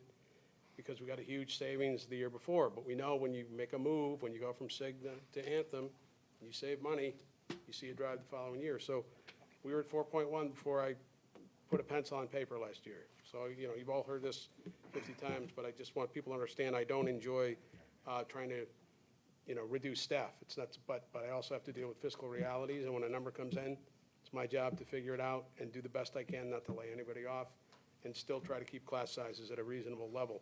If the board wants to have conversations, it's up to the board to set that max. If the board wants to reduce the max, that's the board's decision. It really is. So, and it's a fiscal issue. And I think the educator in myself has brought this up numerous times with you, Dr. Zito, so I do appreciate you listening to me again. I do think that it is something that we should consider looking at going forward. And you know what? Maybe making sure that the community understands that our budget, it is sometimes very stressful to do more with less. And when you look at those class sizes, I think parents at Stevens School might be feeling the same. Thank you, Ms. Lafredo. Ms. Tucker, did you have something to say? Mr. Kosker? So two quick things. One, just a clarification, Dr. Zito. On the outplaced students, is that where the Pathways students number comes, or where are they in Pathways this? kids, I believe, are included in the high school. In the high school numbers? Yeah, Okay, the so Dream there's Academy somewhere, kids are coded separately. there's somewhere in there. Okay, I just wasn't sure, because we Yeah, listed because out a lot of those Dream kids return back to the high school, so they're captured in the high school. in that high school numbers. Yep, Okay. yep. All right, so that helps. And then my other question is, I know on some of the classes, obviously at the high school level, our numbers are 25. By the way, I appreciate this analysis. It's super helpful for me, for us, I think, as a board, for the community, because I know there's always concern about class sizes are too big, and we hear the rumblings all the time. And I think this is showing that we're doing our due diligence to make sure it's, we're doing our best to keep it tight. But the SD classes, has it ever been discussed to consider a different, the way I understand those classes from my experience is there's a different level of need of student in those classes, and that I know that probably can be said for a lot of different types of classes, but has there been a thought of maybe having a different max number? Again, being a teacher myself in the past, I had classes of 28 or 30 of honors students. I could handle 28 or 30 high school honors students. My freshman class of 9th grade algebra, who had a lot of high needs as far as, mathematical support, it was a lot harder to handle 8, so anyway, so it's just a thought I had if that's been discussed in the past, and it's something we can discuss down the road, but it's just something that popped out at me as I Those are looked. small classes, SD, those are skill development, that's what that acronym is for, and it's typically, special needs kids, the numbers are low. A lot of Well, times. some of them are higher, that was my point. Yeah, Some of them yeah. are closer to that 20-25 range, There's an SD of 25, what page are you referring to? Maybe not 25, but they're up higher anyway, but. Can you let me know Sure, where- I can, where I to? didn't, hold on a second, let me turn to that page. Where was my SD? Sorry. So yeah, SD Math at Griswold, for example, had 24-21. So it wasn't 25, but it's 24-21. Those are pretty large for an SD class. From my experiences. I was a high school math teacher, not a middle school math teacher, but still pretty high numbers. SD Language Arts were 20 and 17 were two of them. The other ones are 7 and 2. It's just generally you would think, those are going to be in the teen range, at the max. So anyway, those are just some numbers that popped out at me, that's all. So it's just something that we can think about again, as the ladies here had suggested, as we look at these numbers and maximums, maybe there's a space for, having different maximums for those sorts of classes, so. Again, the board can certainly convene a meeting. We may want to look at it through either policy or curriculum committee and really have an informed conversation about class size. The board did, I've been here, this is year 14 now, and I want to say about maybe 9 or 10 years ago, the board revised the class sizes. It was a full committee meeting, a full workshop. Cool. And they went through and revised class sizes. And we've had those since that work was done. So that goes back before Brian Dillon, that was Frank Morris's chair at the time. So it's quite a ways back at this point. All right, thank you. The board always has the flexibility to do that. Yeah, no, thanks, I appreciate it. Thanks, Steve. Thank you, Mr. Kosker. I do have one question. Yep. Ms. Tucker? Dr. Zito, I think when you went over this last month, meeting as well. You mentioned that at the younger levels, maybe more so 4th and 5th, these class sizes include all students, so every student is placed in a homeroom. That's correct. But they may not be in the room majority of the day. So while there are 24, 25 students in grade 4 or 5, and maybe right at that max in kindergarten, that's not how many students are typically in the classroom Yeah, all day. again, without discussing, individual students, Absolutely. which I would never do, obviously, there are, even at the K-3 level, for example, there's 52 students in what I would consider to be specialized programs. Mhm. So even though they're assigned to a homeroom, and you see that on the report, you also need to understand that for those 52 kids, they're spending the vast majority of the day in a specialized classroom, in a specialized program. So while they're listed technically as assigned to a homeroom for this report, they're not, the practical reality is they're not spending much time in that classroom. Thank you. So it's essentially one or two fewer students, depending on which class they're coming from. Right, okay, I appreciate that, thank you. You're welcome. Thank you, Dr. Zito. Thank you, Ms. Tucker. That's a very good point. And to Ms. Tucker's point, that means they're not in the educational setting necessarily all the time. If a student's in a specialized program, it's all driven by the individual education program that the kid has, the IEP. But as a general rule, specialized programs, kids like Compass, TLC, and so forth, they're not spending much time in the regular classroom. That's just the reality. Thank you, Dr. Zito. Thank you again, Ms. Tucker. Mr. Gavin. Are you talking about literally considering a hard maximum? Is that what? I'm just, you guys keep talking about guideline maximums and maximums. Who are you asking? I guess I'm asking everyone, because we talked about maximums 5 times, they're guidelines, but then someone says we might want to set a hard, if you had set a hard maximum, you're going to. Well, if you're asking everyone, if you're asking me, I can answer you. I guess I'm just trying to catch up on the conversation. You can go. Steve, Was that what we were talking about? it's up. I guess It's up Dr. to the chair. Zito, It's up I to the guess is chair. the question.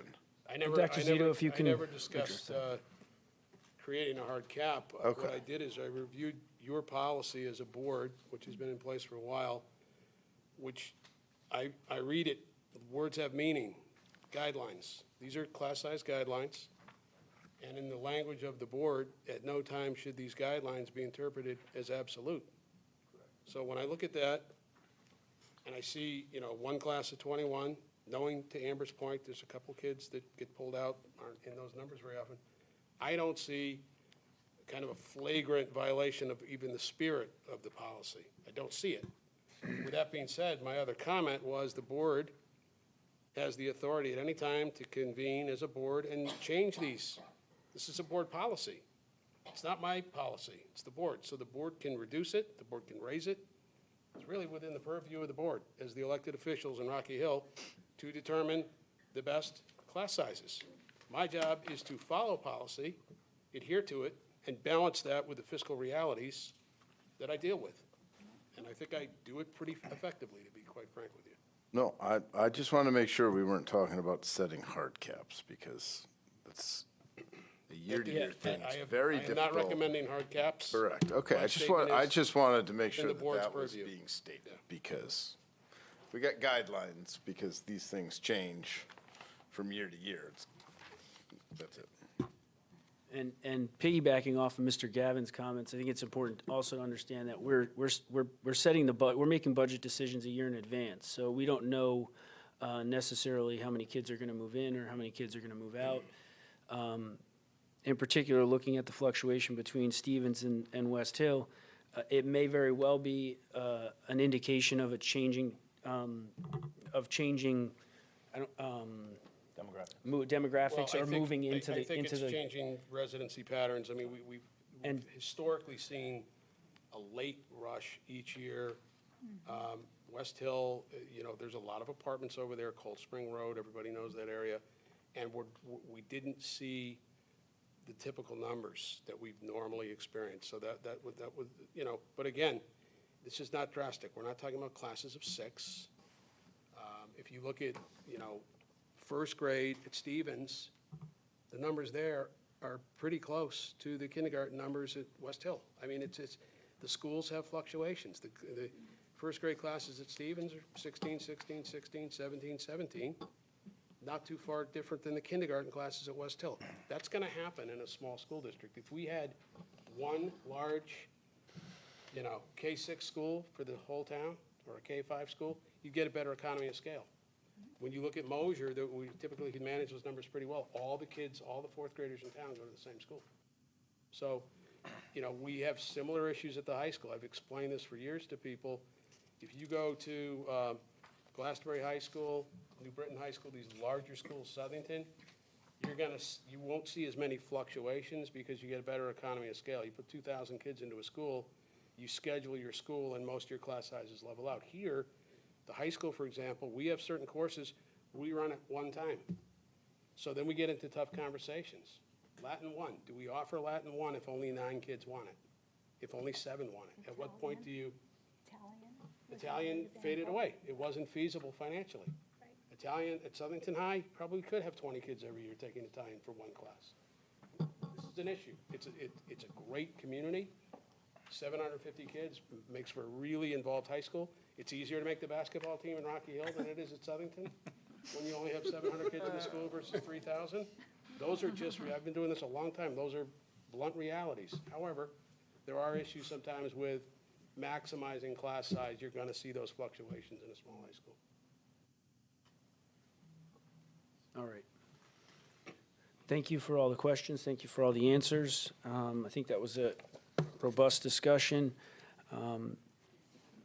Moving along to. Can I just say one quick comment? I will say that, looking at these numbers, when I'm dating back to when Mr. Nozick was principal at West Hill, and when my oldest, Michael, was in kindergarten, those class sizes were a lot smaller than these.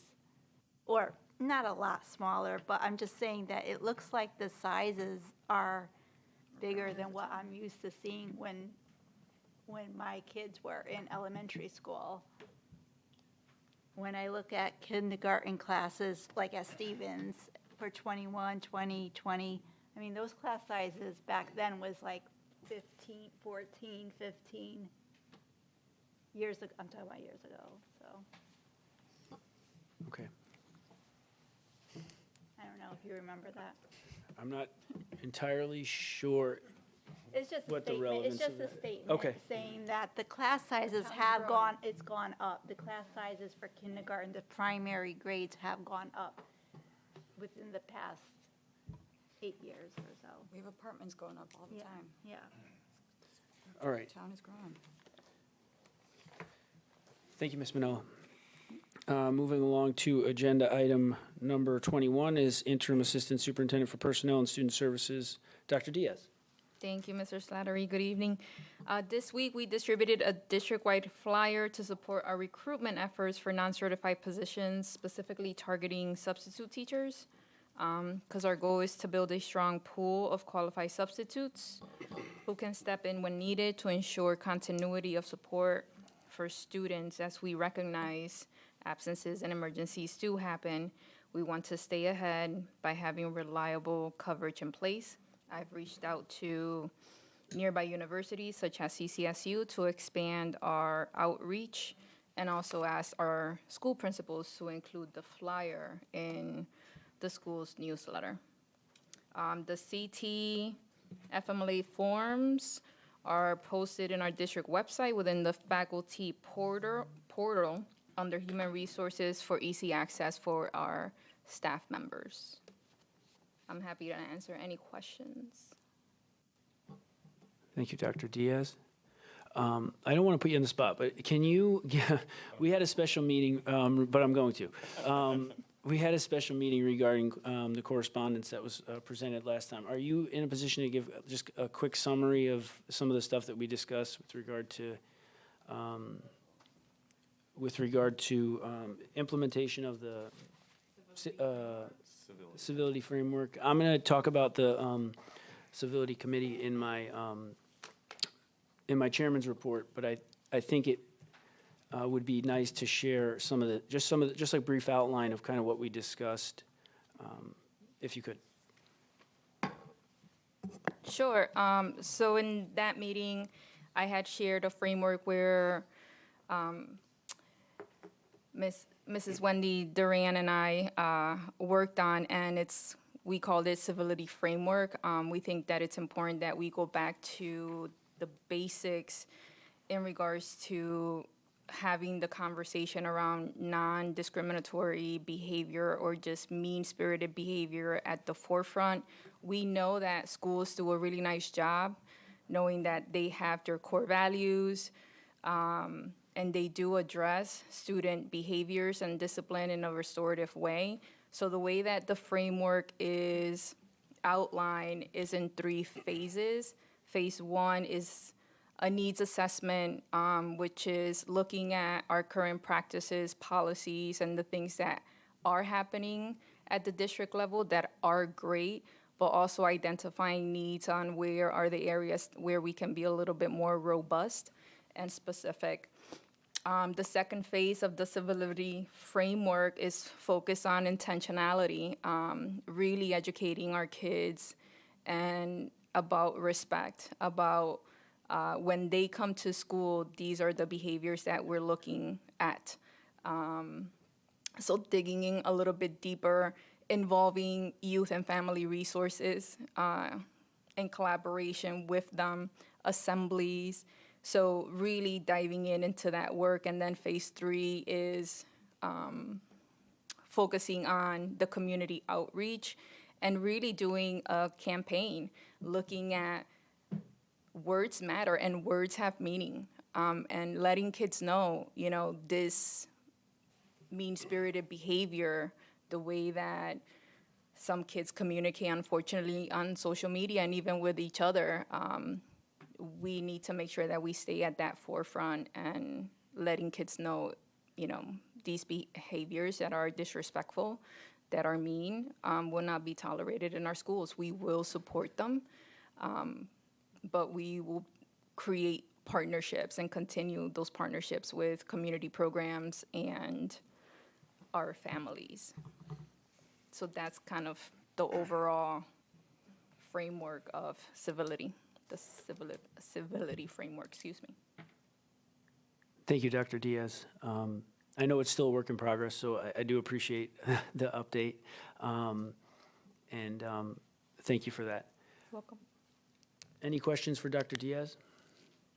No, not really a question, but I guess a comment/question. But I appreciate, Mr. Sutter, you asking for that update because it was great. I'd forgotten that we did that during a special meeting, which the public didn't necessarily see unless they were here in the room. So I appreciate that, and thanks for the update because I think we're doing some really good things. We're taking some steps, some good proactive steps to address some issues that we've heard in our school system, and I think it's important for the public to hear that and to hear some of the details behind it. I think is really good, and thank you, Dr. Diaz, for the work that you did. And I know a lot of us thanked you at the last special meeting, but I think it's really helpful for us to acknowledge that and for the community to understand there are steps being taken that I think are helpful. And anyway, so thanks. That's it. Thank you, Mr. Kosker. And we did have that meeting in chambers in order to hopefully have it on camera, and I know, but they it didn't didn't record. happen. I It didn't. know, It didn't. The camera people weren't here. So. Right. So thank you again, Dr. Diaz, for a little bit of an update, and I apologize for putting you on the spot because I did not give you a heads up on that. Ready to go. Any other questions for Dr. Diaz? All right. Moving along to agenda item number 22, Assistant Superintendent for Finance Operations, Dr. Nozick. Hi, good evening, everybody. Included in your board packet is a financial report reflecting the year-to-date figures for the month ending September 30, 2025. I've included a projected financial report for September 2025 in accordance with board policy. That's essentially just a quarterly projection. The following accounts, though, I'd like to highlight at this time. Line item 113, salaries. Our paraprofessional account is currently in deficit due to the needs of students requiring paraprofessional support. And once again, line item 561, tuition in and out of district is currently reflecting a deficit. This includes tuition for both magnet schools and students with special education needs. There will be future offsets against this deficit from the excess cost reimbursement grant that we receive from the state. And of course, we'll continue to monitor this and keep you informed of our financial outlook as we progress through the year. Dr. Nozick, I just want to let you know that there's a few of us that are missing that report. I know we could probably click on the link, the hyperlink, but there are a few of us that didn't receive it. It was in the envelope that was delivered. It wasn't given It tonight. wasn't in mine. It wasn't on the desk. No, it wasn't in my envelope. My sizes were. It's okay. We'll get it later. Yep, it's okay.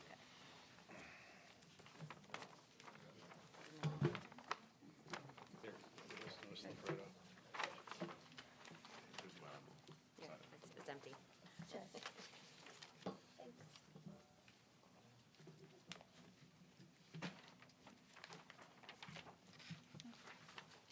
Give everyone an opportunity to look at that before I ask if you have any questions. Dr. Nozick. Does anyone else not have it? Have any questions anyways? I always look at it later.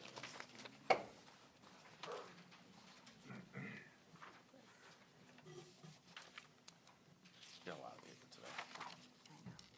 A lot of stuff.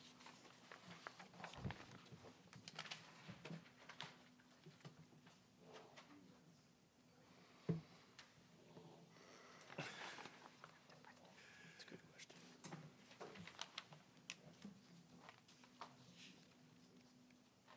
I know I was here.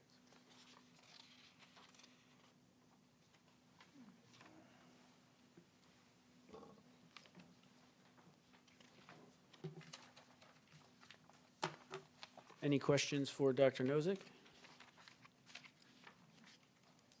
No. Thank you, Dr. Nozick. Here, I'll talk.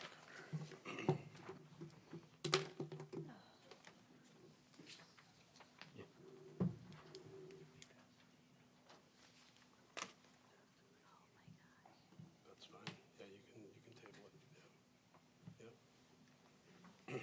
All right, moving along to agenda item number 23, Assistant Superintendent for Curriculum and Instructions Report. I know that the plan was to go through assessment data. Here, slide over I think the front portion of our meeting went a lot longer than expected, for good reasons. I think that a lot of what we heard today was very important to hear. So with that, I would recommend that you, if you want to table it, I understand it, but most of you have been here since before 6 o'clock already. We do have some really good news to report. Maybe Wendy wants to give you just a quick kind of Yeah. shout out, a few highlights, and then we can get into detail at the November meeting. I mean, just a suggestion. I like that. yeah, I like that idea. Anyone opposed to that? So, I know I've been here since 5:30, so I'm with you all on that. I would ask her to do some quick highlights, and then she can do the report again, so she can just give a very truncated report. I know you got some really good news on the SAT that you wanted to share. Sure. SAT results. Yeah, so I totally understand, it's past my bedtime, so I'm not at my best at this hour and not fresh anymore, so tabling it is fine with me. So I'm not gonna follow the PowerPoint, well, actually, maybe I will. I'll just go up and click to the few slides. Sounds good. I'll be fast. I think it's important. Absolutely. Good plan. We will revisit it at the next Yeah, well, meeting I'm so gonna- that if there's, I'll have her be a more do in-depth full report because discussion. She puts a lot of effort into I'm ready this, to go to sleep. and Yeah. we didn't think it would be 9:15 already. Yeah, no, I totally understand. A lot of people have long drives, including Wendy, you. My son is out somewhere down there. Yes. This evening is a stay at the sister's house, not driving home. All right, so real quick, I'm going to pass through these because I do want to explain the district performance index to you because it's one of those that takes a little bit of explanation. I'm just going to quickly highlight. So for our DIRG, for Smarter Balanced in ELA, we are third in our DIRG. And you can see that where our state average is at 58.3. Our number of students who achieved a level 3 or 4 were at 70.5%. And the state average is also highlighted in purple on this slide. When we look at our math performance for Smarter Balanced within our DIRG, we are second with 66.8% achieving a level 3 or 4, and the DIRG average at a 55. So, you know, when we look at these numbers, we are doing fantastic within our DIRG. We have a lot to be proud of, and we are a district that is always looking to continuously improve. And when you look at what our state average is for math, and the national average is even worse, you know, it's something that we're really striving to continue to improve upon. I'm going to skip through our comparison with other DIRGs and just go to our SAT data within our own DIRG. So within our own DIRG, the evidence-based reading and writing is what you're looking at here. And we are third in our DIRG. This is a nice improvement over last year at 76.4% of students meeting a level 3 or 4, and the DIRG average being 67.8. We did run a program at the high school last year through advisory for our students to try to familiarize them with the elements of the test, the components that they would need to know, and then just some general test-taking strategies that are helpful when taking a standardized test. And as a result of that, you know, you'll see with our math scores, we are first in the DIRG at 54.4%, and I'm sorry, yep, on the SAT. So The score is we have the highest score. Our percentage is a little bit lower, right? Yeah, right. Yes. Look at that, the score But the mean versus score is the highest in the DIRG. 546, correct. Yep. Yeah, so there's different ways to look at the data. If you, in the far column is the average score. But if you look at the percent, yes, there are some, if you're looking at it, there's different ways to sort it. But basically, this is really great news if you look at last year's data, which I was planning to share with you, and I'll do it next month. There's a nice improvement. So that is really the most important things I wanted to talk about, just Smarter Balanced, SAT. I'll go into next time the district performance data as well as the NGSS data, Lost Links data, and I did have some really nice sprinkled in highlights for you. And I do want to just hit one real quick. And I left it at my seat. So, but for our Career Center, I just wanted to remind you that the open house is October 30th, which will be before our next meeting. You did receive an invitation in the mail. It's from 6 to 7 at the high school. And we have invited a lot of community members. We did a lot of networking here at the town hall. People from the town hall have been coming over to me and talking about how excited they are about the open house, but even more so about what we're doing at the high school, and they are very eager to be a part of it and to come over and participate. So I just wanted to at least touch on that because that's going to happen before our next meeting, and I wanted the community to know as well. So, so I'll wrap it there, and I'll go into a lot more detail next time.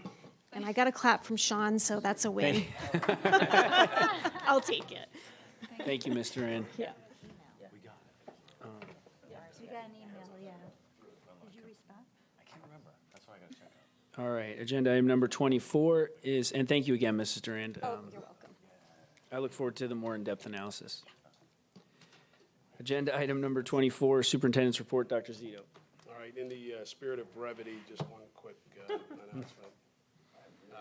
Tomorrow, we are the featured school, Rocky Hill High School, for the game versus Northwest Catholic. Mr. Fody and Mr. Trudeau are excited about this. WFSB will be doing their Channel 3 Game of the Week at our pep rally at the high school tomorrow at 9 o'clock. So want all our high school kids to come with their Rocky Hill Terrier swag.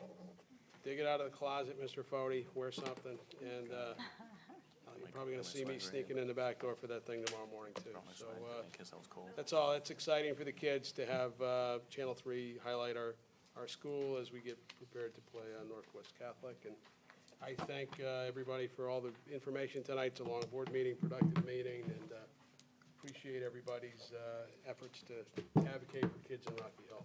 So that's my report. Thank you, Dr. Zito. Any questions for Dr. Zito? All right, moving along to agenda item number 25 is my report. First, I want to start off by thanking Sean Gavin for your service on the board. Seriously, I know it takes the time and a lot of time out of our lives, and some people in the public don't know that all this is volunteer, even all the way up to the mayor's office. So I think it's important that that you understand that. Additionally, I did want to. I did at least introduce the idea at the special meeting. I did want to introduce it here. I'm going to be starting or appointing an ad hoc committee on civility and respect. And at that meeting, Dr. Diaz went through kind of a framework that she's been working on. And some of it is tied to safe school climate legislation that we're being forced to incorporate. But I want to make it clear that this committee on civility and respect is something that is, although there's a lot of overlap, it's something that's much broader than just implementing this state legislation. Part of our responsibility as a school board and here as a district is to prepare students to be productive members of society. And the purpose of this committee is going to be to address the ever-changing world our youth are growing up in, a world that seems to be drifting away from civility. We see it in the news, we see it in social media, and maybe it has something to do with social media. Social media wasn't something that existed probably 25 years ago, and I think that, although social media isn't all bad, I think there is at least an opportunity for a lot of bad things to happen there. And with it being so accessible and in your face, both for us as adults and for kids as they're growing up, I think it's important to address that. Social media is, I've been thinking about this, and if why social media results in such behavior, and if you're essentially taking the human face-to-face kind of interaction out of human interaction. And what you end up with is a situation where inhumane behavior just becomes that much easier to engage in. And so I think it's important that we kind of, that we focus on that. We live in a free nation, and core concept of freedom is civility. Civility is the grease that makes freedom work. Civility and respect. If you have freedom and you don't have civility and respect, you get chaos. And ultimately, whatever the cause is, I think it's important that that we all take on the responsibility as parents, as board members, as teachers, as just in our daily lives, to make sure that we acknowledge that. And so the purpose of this committee is to make sure that everything that we're doing as a district is seeking to incorporate that.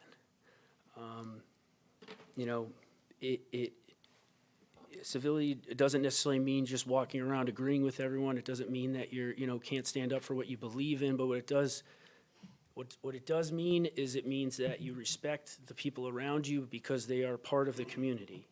And you start with that premise in mind. And then if you have disagreements, you talk about your disagreements, different beliefs that you have, and you work through them. And that's how we used to all agree to disagree. And I just think it's important that we try and shape our students, who are the future of our, they are the future, to try and get back to some of that.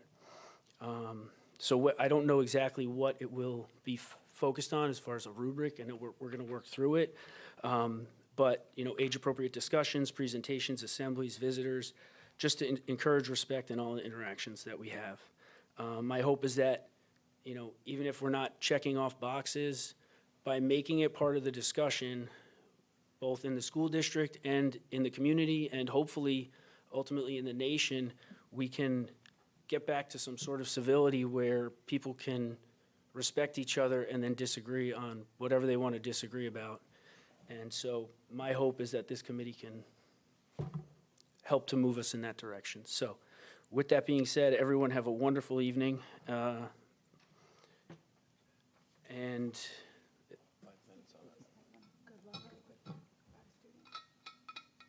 no, I think it's been long enough. So, Motion to adjourn. To add something about a student that Can we motion to adjourn?